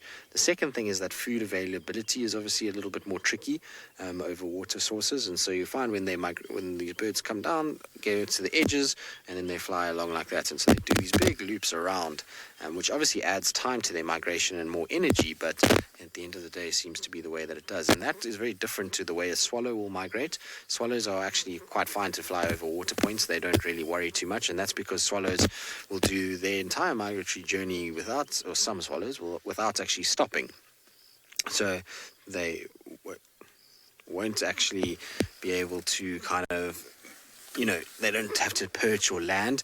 They'll drink on the wing, and they'll even feed on the wing, and also somewhat rest on the wing, which sounds odd, but that's how they will migrate. They don't actually have to perch anywhere, so they're quite happy to go over big water sources without too much worry compared to these guys. But it's going to be sad when they go. The Wahlberg's eagles obviously are one of those birds that we see so much of in the summer, and we really enjoy their presence. They're incredibly pretty birds, and particularly these pale forms. I always find the pale form is such a pretty bird, and they kind of grey south skies and interesting to watch move around. I would love to actually spend a lot more time with them. It's still obviously very difficult because they cover distance far quicker than you can. But it would be so nice to kind of follow one and just see what it gets up to, because they're incredible hunters of all kinds of different things, from dwarf mongoose to birds to any small mammals, and watching them hunt is quite something. The other day we saw one trying to grab a dwarf mongoose outside Inga's, which was quite incredible. But Lauren, you say they almost look like an oddly coloured bald eagle, so only because of the colour, the greyness of this afternoon, and also that there's very difficult to get a sense of scale on this bird. They are much smaller than the bald eagles, and the beak and all of that is very different. You can see these guys have got quite a small beak in comparison. Bald eagle has quite a heavy set beak that is bright yellow. So obviously our fish eagles look a lot more like the bald eagles than these guys. These guys in normal light appear quite different, and much smaller bird, and it's sort of different shape when it sits like this is slightly different. So they're a very cool bird though. I like these guys, and one day hopefully we'll go and spend some time with bald eagles too. I've not seen one, but other than in zoos and things like that, but I'd love to go and see them in the wild. They seem like a beautiful, beautiful bird. What this reminds me of, funnily enough, in this kind of grey tones, is a little bit more like an osprey than anything else. That would be kind of the size. So for those of you, that see osprey, you know western osprey, or osprey as some people call it, that would be the kind of size that you could link it to. Anyway, we're going to leave our Wilbergs to itself. I don't know if the other one's still around. This is the pair that nests at Twin Dams. Often see them sitting up on this side of the Mulwati. They sometimes sit on the eastern side, and so I wonder if the other one is actually around at the moment. I'm going to unfortunately have to drive quite close to where it is. Right, well, hopefully this little one will not fly away and I won't disturb it, because it's probably roosting for the evening. In the meantime, though, talking about little ones, let's send you back across to Pat, who is probably just complete mush over the sighting of those little lions. Just seeing if anything's changed. No, they're still very cute. Yeah, nothing here has changed. The cubs are still very cute and still very playful. So we are having a ball out here tonight with these little ones. And still, as I've been kind of narrating as time has gone on, the female is still very wary of all of the other pride mates, showing a lot of aggression towards them and telling them to back off and keeping them in a good distance. Kind of anytime the cubs start to come up to them, she is going and telling them to go away. So perhaps they haven't fully been accepted into the pride just yet. This is early days right now.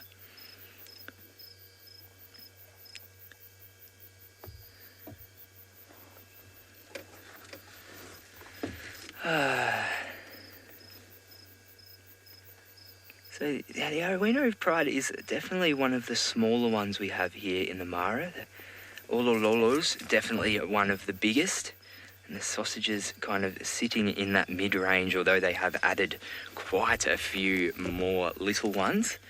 How many of those are going to survive and come back into the Pride?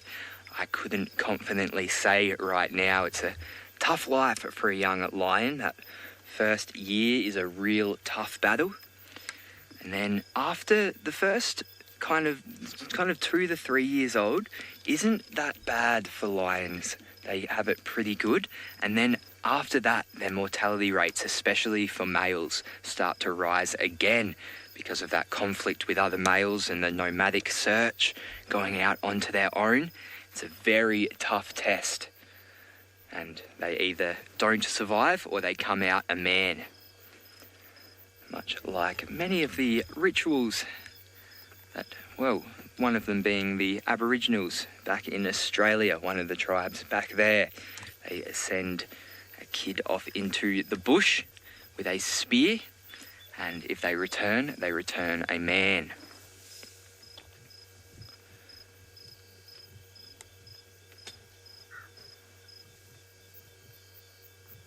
Then, of course, for the females, they get it a little bit easier than the males, as they tend to stay with the pride and work with one another. They don't often have to go out on their own, so they've kind of always got someone watching their back for them and helping them out. But that is all about natural selection, isn't it? The males have it tough, and if they can survive through this toughness, then they can reproduce, pass on those good genetics that made them survive the tough times, and the cycle repeats itself. And this is back to that discussion I was talking about earlier with the lion's mane, and how they think that lighter manes means a less dominant or less powerful male. And their reasoning behind this is that a darker mane will actually trap in more heat and therefore make life harder for the male. So if it can push through this harshness and still survive, then it must be fit to pass on these genes. Now, as I also mentioned, this was only one paper I read that mentioned this, but I thought it is a pretty interesting thought. And definitely something worth discussing. And this is, of course, an open conversation with you all, so please use that hashtag safariLIVE to...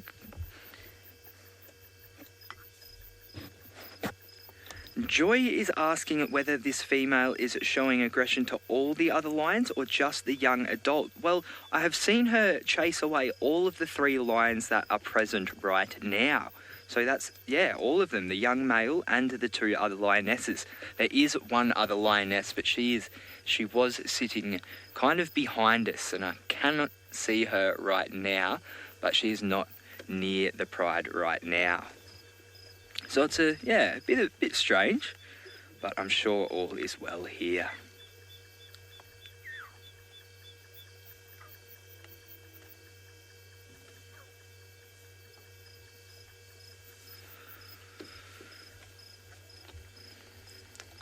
And this is actually a pretty good depiction of what the lions would be seeing right now, as well, as they see well at night, but don't tend to... Sorry, I lost my train of thought there. What's happening now? Is it time to say goodnight? No. Just moving them a little bit further away. Oh, they're making some sounds. Hang on.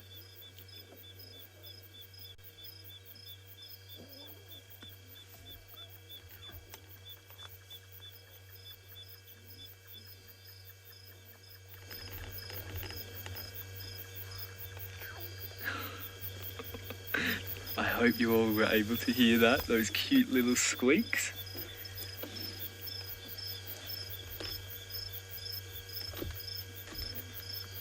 So I did read that a lion cub can make all of the audio sounds that an older lion can make, apart from the roar. So apart from that, all of the vocalizations are there, which is pretty interesting. Of course, they are born altricial, which means that they do rely heavily upon their mother.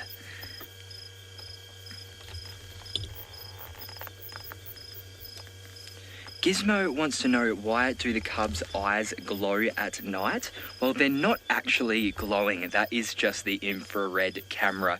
So I'm looking at them with my normal human eyes right now, and their eyes are just little black dots in their head at this time of night. So it's just the reflection of the camera that you're seeing. Makes them look a little bit ghoulish, doesn't it?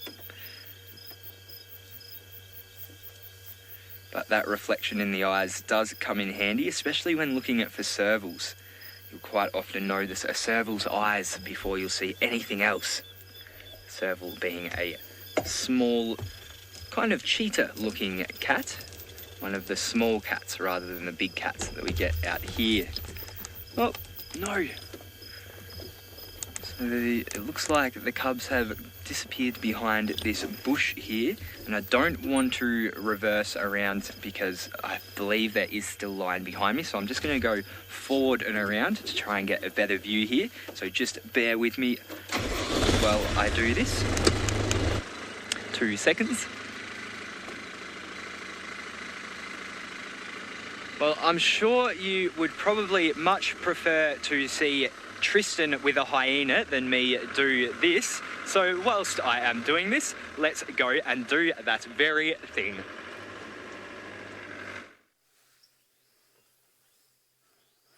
Well, I'm not sure. There's, I think, some people that probably would quite like to see you do whatever it is that you're doing. But anyway, yes, we are with hyena. It's far from where we are. I mean, it's, with the naked eye, I can't even really make out anything but a blob. The infrared does a good job, and it seems like it's feeding on something. I'm not quite sure what it is. I would hazard a guess at a tortoise. That would be my kind of rough guess. After rain like this, you often get little tortoises moving around and walking around, and so that's what I would imagine that it's got. It might have a bone or something like that, but it's definitely feeding on something and kind of crunching through it. I can't hear too many kind of cracks or anything like that, so I'm not sure it is a bone. I mean, maybe a tortoise that it's already broken open the shell and it's now eating the softer inner bits. Now, hyenas are one of the few animals that have the power to go through those tortoise shells. Obviously, in small tortoises, things like leopard and lions can do it, but as the tortoise gets a bit older, these guys really are the only ones that are able to kind of crack through and get through and actually feed off it. So it might be that, or like I say, it could just be a bone, but whatever it is, it's in the grass itself, and very difficult to make out what it is. And I mean, I can't see anything. I'm hoping that it picks it up and moves with it. Often hyenas will do that when they've fed for a little bit, then they pick it up and move. It looks like one of the boys from the Djuma clan. It's inside Little Gowrie at the moment, so like I say, we can't get any closer than what we are right now. But it looks like one of the boys that is around. I need Jamie or one of you to help us exactly which boy it is. Like I say, with the naked eye, it's just a blob. It is really can't see any definition. I mean, we're lucky that we have things like infrared lights and the likes that are able to kind of get us a little bit closer, but even then the spot pattern is difficult to make out on my screen. I certainly can't see too much in the way of all the spots that define it. It's, you know, you get a kind of wet hyena in infrared with behind a plastic covering of a screen with a canvas flap over it, and it becomes quite tricky to identify them and figure out who they are. But it looks like it's got a nice kind of pattern along the left side, a sort of straight line that comes over from the shoulder, which would make it probably quite easy. But the reason why we came here was to see if that lioness that Taylor spotted was still here, but she doesn't seem to be anywhere around, so we'll probably carry on. But in the meantime, let's send you back across to Steve, who's found a bird of prey to show all of you.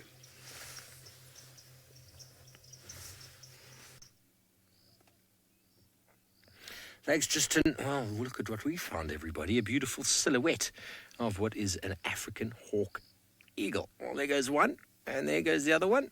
They were enjoying a little bit of shade, I suppose, under the tree.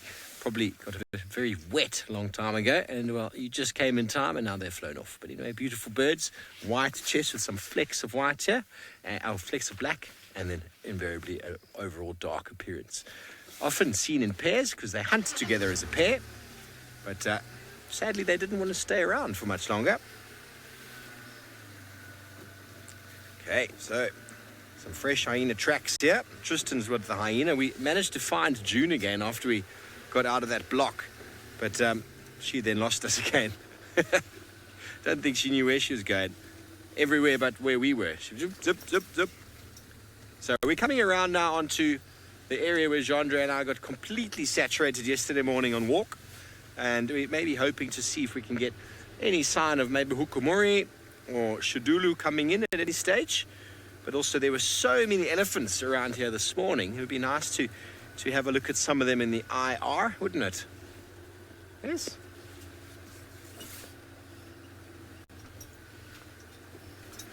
Okay, very good. Well, it seems like Tristan is still with his scavenging hyena. Let's go and see exactly what it's eating.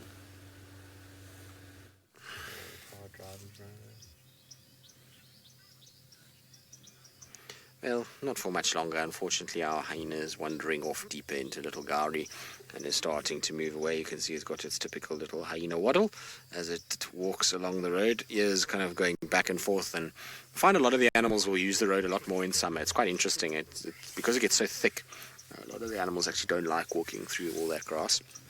And so at night now, after a bit of a storm, it's actually a really good time to be driving around. You often will bump quite a few things in the middle of roads now, as they try and come and lie, one, on a drier surface, two, try and get out of all of that grass and get away from all the ticks that are around. Some of the grasses at the moment, the ticks are perfectly bad.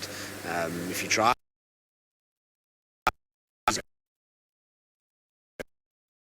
grass, and then they come onto the roads, which makes it a lot easier when it's raining, because obviously you can spot them a lot easier.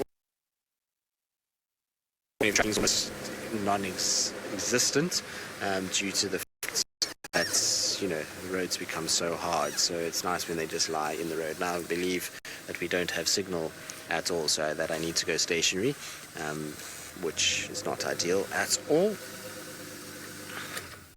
And while I kind of get out of this area and away from this remnant-filled zone, let's send you back across to Steve.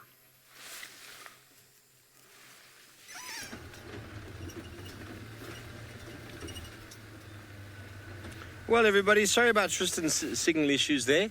I almost thought it was crash cutting to us, and I was busy blowing out my earpiece, which got more water in it, I think, today.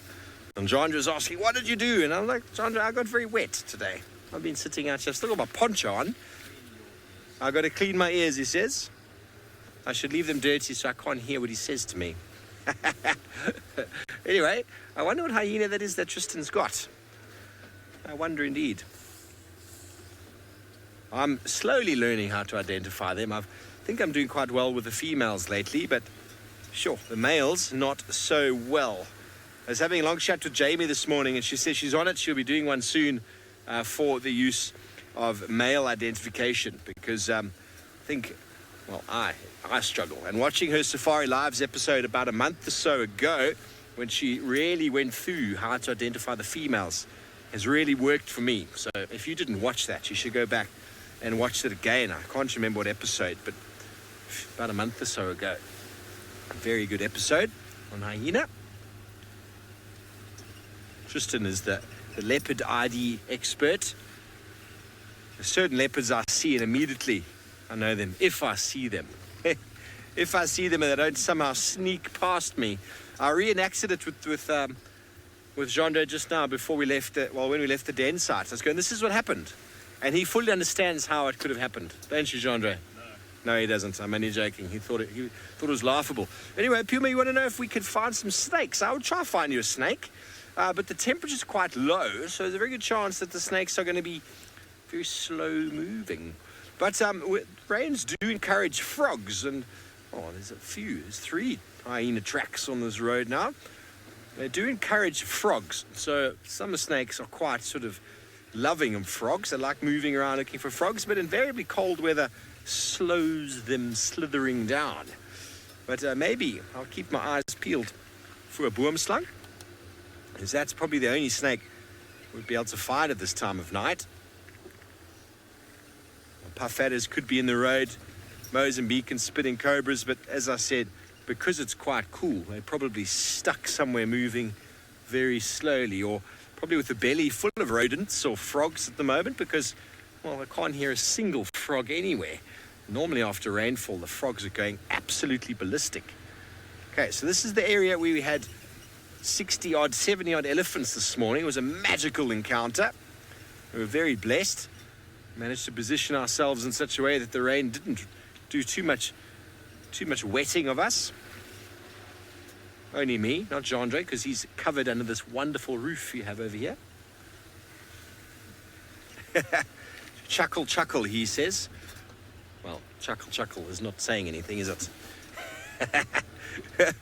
Okay, well, we are on our western side now, slowly moving around. There's an Impala. We're not looking for it. Oh, there's more Impalas here.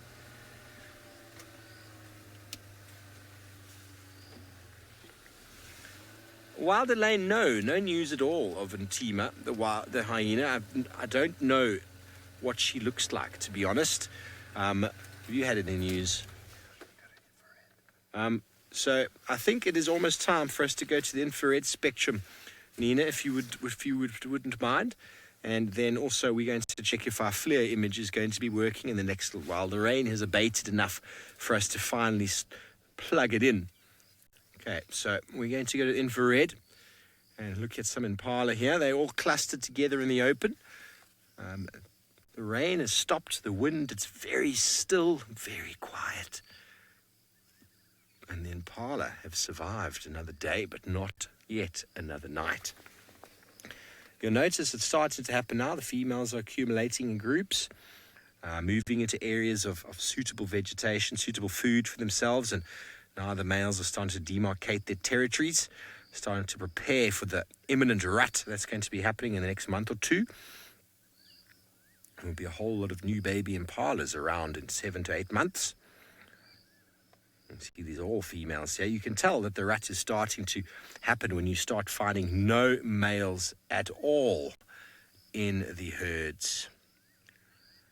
Okay, well, before the cuteness disappears, let's send you back up to the Masai Mara to Patrick, or should I say Patricia, who is with the suckling Owino cubs. Well, the mood has got a little bit more peaceful here as we are now in a complete darkness. All of the sounds of the night are starting up and these cubs are suckling away very nicely now. Well, they were suckling away very nicely for a little bit. There was a brief moment of peace there, I swear. But that is the thing with lion cubs. There's not often a few moments of peace. Absolute little bundles of joy. Now, I don't believe I've actually explained exactly what a den is for a lion. Well, it's very similar to that of a hyena, except it will generally be out here anyway, amongst bushes and in dense grass. So most often we'll find the dens out here amongst thick grass and kind of under a nicely shaped bush that kind of provides a bit of cover from all angles. So they will have their cubs here for about the first 4 to 6 weeks of their life while they are still learning their way around this new body of theirs and this whole life thing that they are now doing. Then, of course, spend about 6 to 8 months nursing and being introduced to meat. Diet of milk and meat. That can only lead to a strong animal, can't it? Calcium and protein. The two things that you think of when you think of strength and growing. And fat, of course, as well.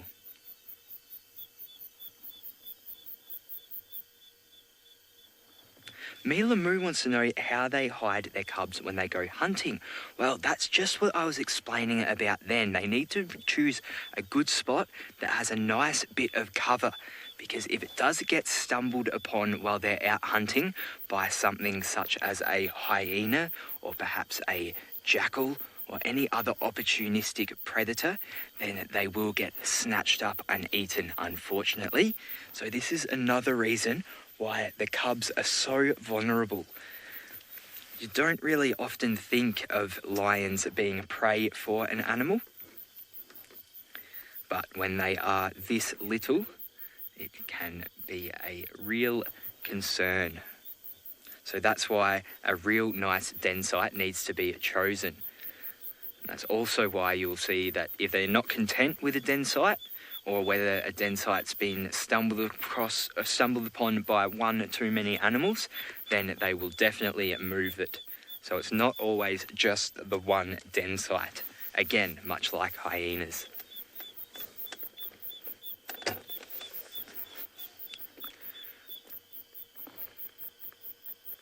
Though There is a lot of similarities between lions and hyenas, despite the fact that they're pretty distantly related in the carnivora order. They both have about a 3-month gestation period. They're both formidable hunters who are social and hang around in groups.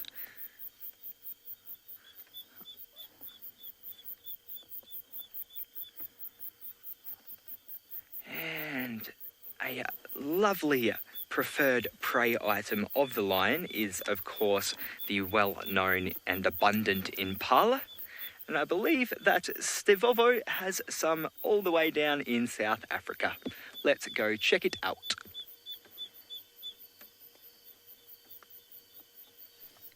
Thanks, Patricia. We have got the thermal image out now from the FLIR, the thermal imaging camera, which is giving you a very nice coloration of these Impala that they're moving just off of the road. You can see the road to the right of them. You can quite easily see the warmth of them. There's a female on the left now that's actually busy having a bit of a toilet break. So that would be quite warm. Sort of the lighter patches, sort of the orangey is on their back, where obviously it's been rained on. It's a bit shaggy fur, so it's a little bit sort of drier, or should I say not drier, a bit cooler than the body. But we look at the neck and sort of the eye area, even underneath the legs, that is where most of the heat is. As you know, when you are very cold, what do? You curl up into a ball to hold all the heat inside, and when you are warm, you lie on your bed, spread-eagled with a fan over your entire body to cool yourself down. So animals have similar sort of strategies for keeping warm, and cuddling is one of them, or running around is another way to warm up. Very nice technology that we have here, completely, well, almost pitch black for the naked eye, but we're able to see the Impala going about their business. Chandra, can I move a little bit closer? Just going to move.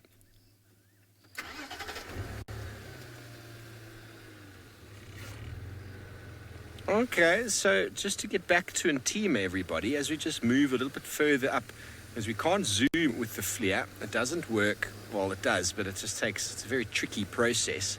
So James Richard says that Intima was on drive about 5 days ago. Thanks, James. So there we go. I can't remember who asked for that update. Oh, the Impala are not happy with us. They've moved off. But let's just turn the car slightly and we'll get them. They are very graceful animals, and Chandra's going to frame them up in a second, and we'll see them back in the FLIR in just a moment as he finds focus. There they are. One of the strategies these animals have for surviving is everybody wants to stand in the middle of the herd. Everyone wants to be in the middle. No one wants to be on the periphery, because whoever's on the periphery is, well, potentially going to be picked off. So that is how herd animals have evolved. That's how domestication has evolved as well. When people started sort of domesticating animals, sheep, for example, was the first kind of domesticated animal or agricultural animal. Those that moved away from the herd, they didn't keep. They didn't go and find them. And if they kept moving away, well, then they would just leave them altogether. So those that stayed together and were able to breed with them, and that sort of genetic trait of staying together as a herd is what allowed them to do very, very well as an agricultural animal. And herd animals like Impala, buffalo, they like to stay close together. There's a bit of a selfishness to it there, because they're not doing it to benefit each other. They're doing it as a selfishness to benefit themselves. Because as soon as a leopard or wild dog approaches, or cheetah, these Impala will all suddenly show each other, or show the leopard or predator how fit they are, and going, don't catch me, I'm very strong and very fit. Go for that one over there who's not as fit as me. So that is essentially what they're doing.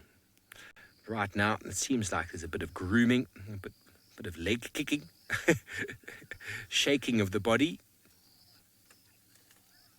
Hello, Carla. Well, Impalas, like all ruminant animals, don't actually necessarily sleep.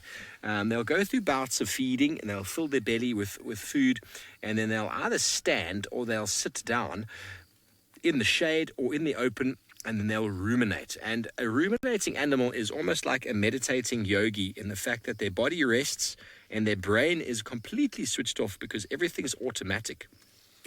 They don't they don't look asleep because they are busy chewing the cud, but their brain capacity is lowered to that of a sleeping animal. So they actually rest that way.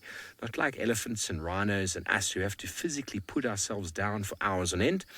It's one of the advantages of being a ruminant is you can remain always alert for the slightest of sort of things. Now, I was talking earlier about how animals like hoofed animals get mud. They slip and slide. And you can see a lot of these animals are busy kicking their legs from time to time because their hooves are getting filled with mud, and it makes it tricky for them to move. It makes their legs a bit heavier, and well, it's not easy to... Have you ever tried to run when your shoes are covered in mud? Not easy at all.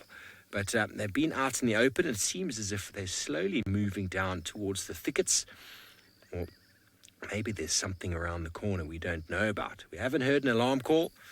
They're all looking in one direction, though. The one that disappeared into the thicket seems to be running around to warm itself up. There we go. It's time for play in the Impala world. They want to warm themselves up a little bit before the coldness sets in, because you can imagine if you've been in the rain all day and you don't dry yourself off, you're going to catch a cold. So these late rains that we do find in South Africa, we were talking about rains earlier, actually have the potential to kill off quite a number of animals due to the fact that they can get wet during the night and it gets a little bit chilly and they kind of get a little bit of a sort of pneumonia of sorts, which can quite often lead to their demise. So late rains are not ideal because the temperatures in the evenings are getting a bit cooler. And all of you know, your parents will tell you if you get wet clothes, they say, quickly, go change before you catch yourself a cold. You know that we've all heard our moms or our grandparents tell us that. And then we tell our children that as well, because it's amazing how quickly you can get sick if you get wet and you don't change your clothes. And that's exactly what will happen with these animals. Lots of fur, lots of moisture. They have to shake it off and try to dry themselves if they can. But invariably, what it does do is it will affect some of the weaker ones in the population. The stronger ones might get a cold and sort of survive through it. So a little bit of a run around will warm up the body temperature and help them to sort of steam off their sort of wet pelts or wet coats. Such wonderful images of Impala. Again, with the infrared, you wouldn't really be able to see anything from this distance. Maybe just some shining eyes. Then we go on the right. We've got a bit of aloe grooming going on. You scratch my face. I'll scratch yours right there, please, on the side of the face. There we go. Reciprocal grooming, whereby an individual will groom exactly where they want to be groomed. Monkey see, monkey do, as you were. There we go. Now, once it's on the side of the neck, let's see if the other one does the same. Beautiful combing on the neck, a place that they can't access to get ticks off of themselves. And just one more moment. There we go. On the side. Don't let me down, Impala. You've been playing such a good game. Anyway, we're going to move on from our Impala shortly, and in the meantime, let's go over to Tristan, who's around the corner, and he's also on the search for a last-minute leopard.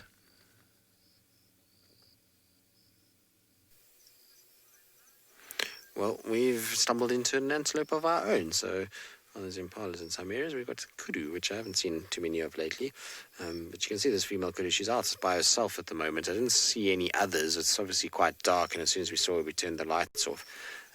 But there seems to be that she's just by herself at this stage. And you'll see that with Kudu, that most of the time they spend a lot of time in the thickets. Obviously, in night time, they'll start to move out and start to come into these open clearings where it's a little bit easier to spot predators, and these guys have the most incredible sense of hearing, and so when they get into an open clearing like this, it makes it much safer for them to survive, and they're able to kind of sit out here and ruminate and generally take it easy during the course of the night.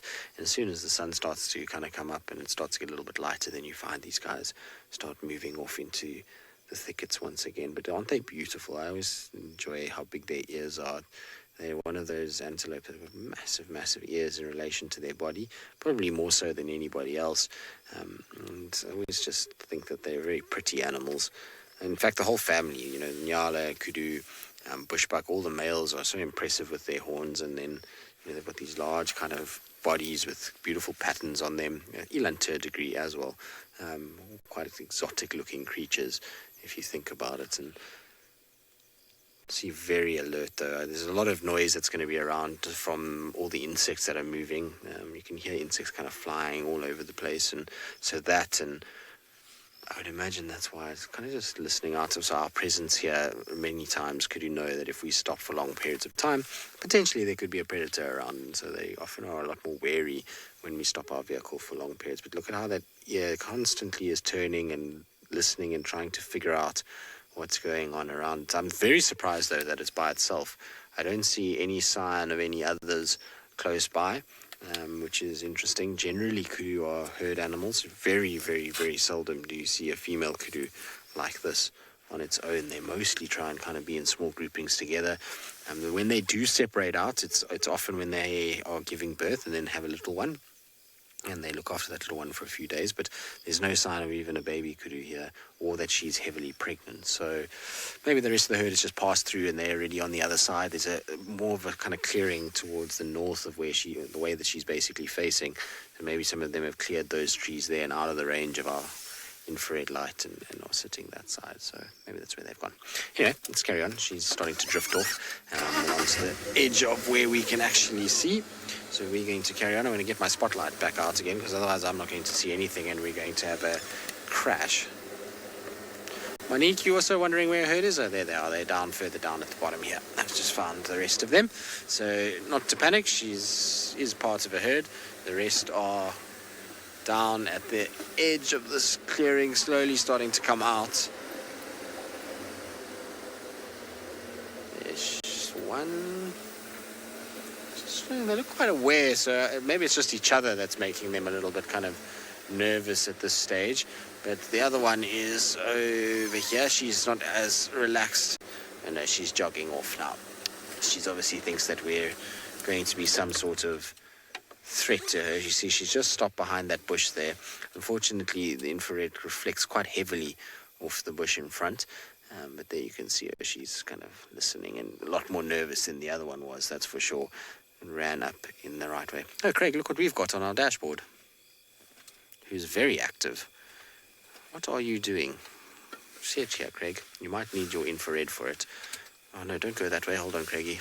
I'm going to try and make sure that we can see it a little bit better. I'm going to just flatten out my covers so that you can see it. There we go. Here's a little caterpillar that is crawling around. Now, this caterpillar, I'm surprised, is still on the vehicle. It landed on the vehicle right at the start of drive. It fell out of a tree as we were driving along the roof, hit a tree, and then it fell onto the bonnet, and it has managed to stay on the entire time. Sorry, Craig, I'll lift it up so that we can still see it. So there we go. It's kind of just crawling around. I don't want to touch this because this has got lots and lots of little hairs all over it, and it's actually quite a quick little thing. No, you're going to go near my hand, so we're going to put you down for now and try and actually find a piece of grass for you, because the next port of call from the edge of this cover is my leg. And like I say, I don't want a hairy caterpillar all over my leg. Anybody who's ever had one of these guys climb on them will know just how kind of itchy it can be when they get onto you. So what we're going to try and do, it came off a bush willow, so I'm going to try and find a bush willow rather than anything else, and get a bush willow branch and then put it on, because remember that a lot of caterpillars and are specific to certain trees, so it will be probably better that we do that. So I'm going to try and find a suitable bush willow. In the meantime though, let's send you back across to Pat and his flat cats.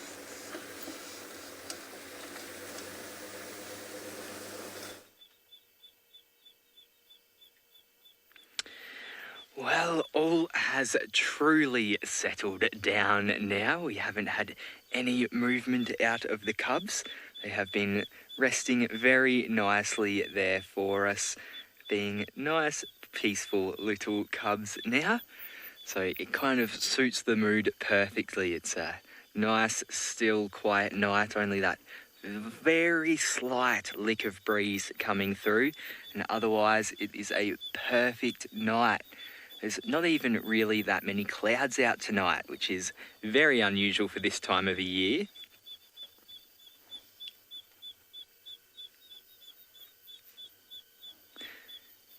Sammy, who is 11 years old, he wants to know whether lions get milk teeth.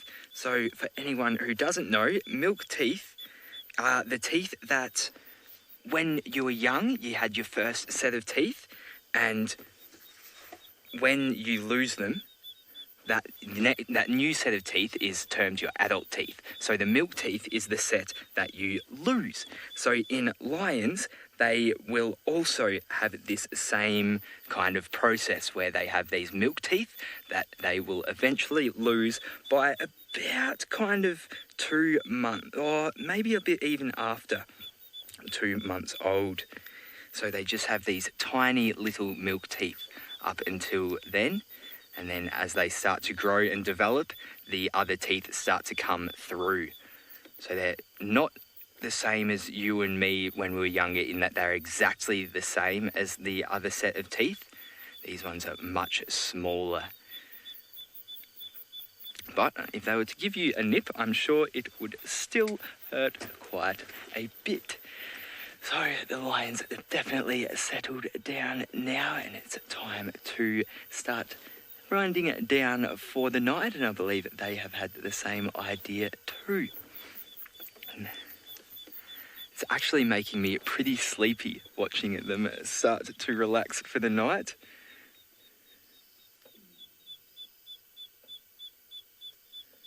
I could actually just crawl in there and lay my head on that lioness and fall asleep with a bundle of cubs in my arms.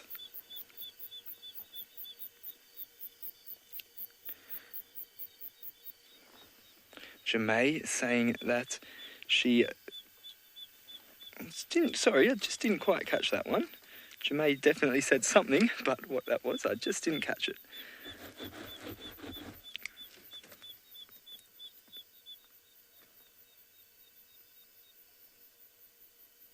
Feels very calm looking at the sleeping lions. Yes, it is quite calming, isn't it? Especially since they've been up and playing.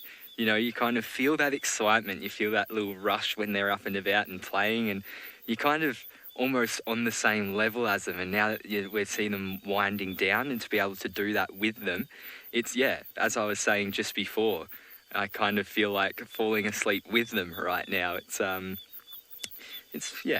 nice. Of course, I would never in a million years try to go in and sleep with them, but the idea is comforting enough. Imagine that, just wrapping your arms around all of these cubs.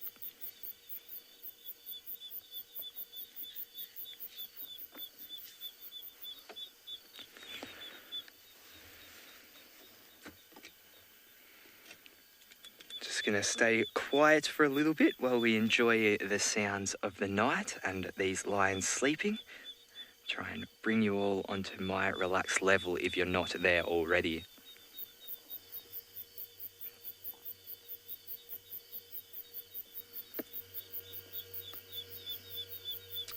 Very, very peaceful. So I think we will definitely be making a few visits back to this den site to see these cubs continue to grow.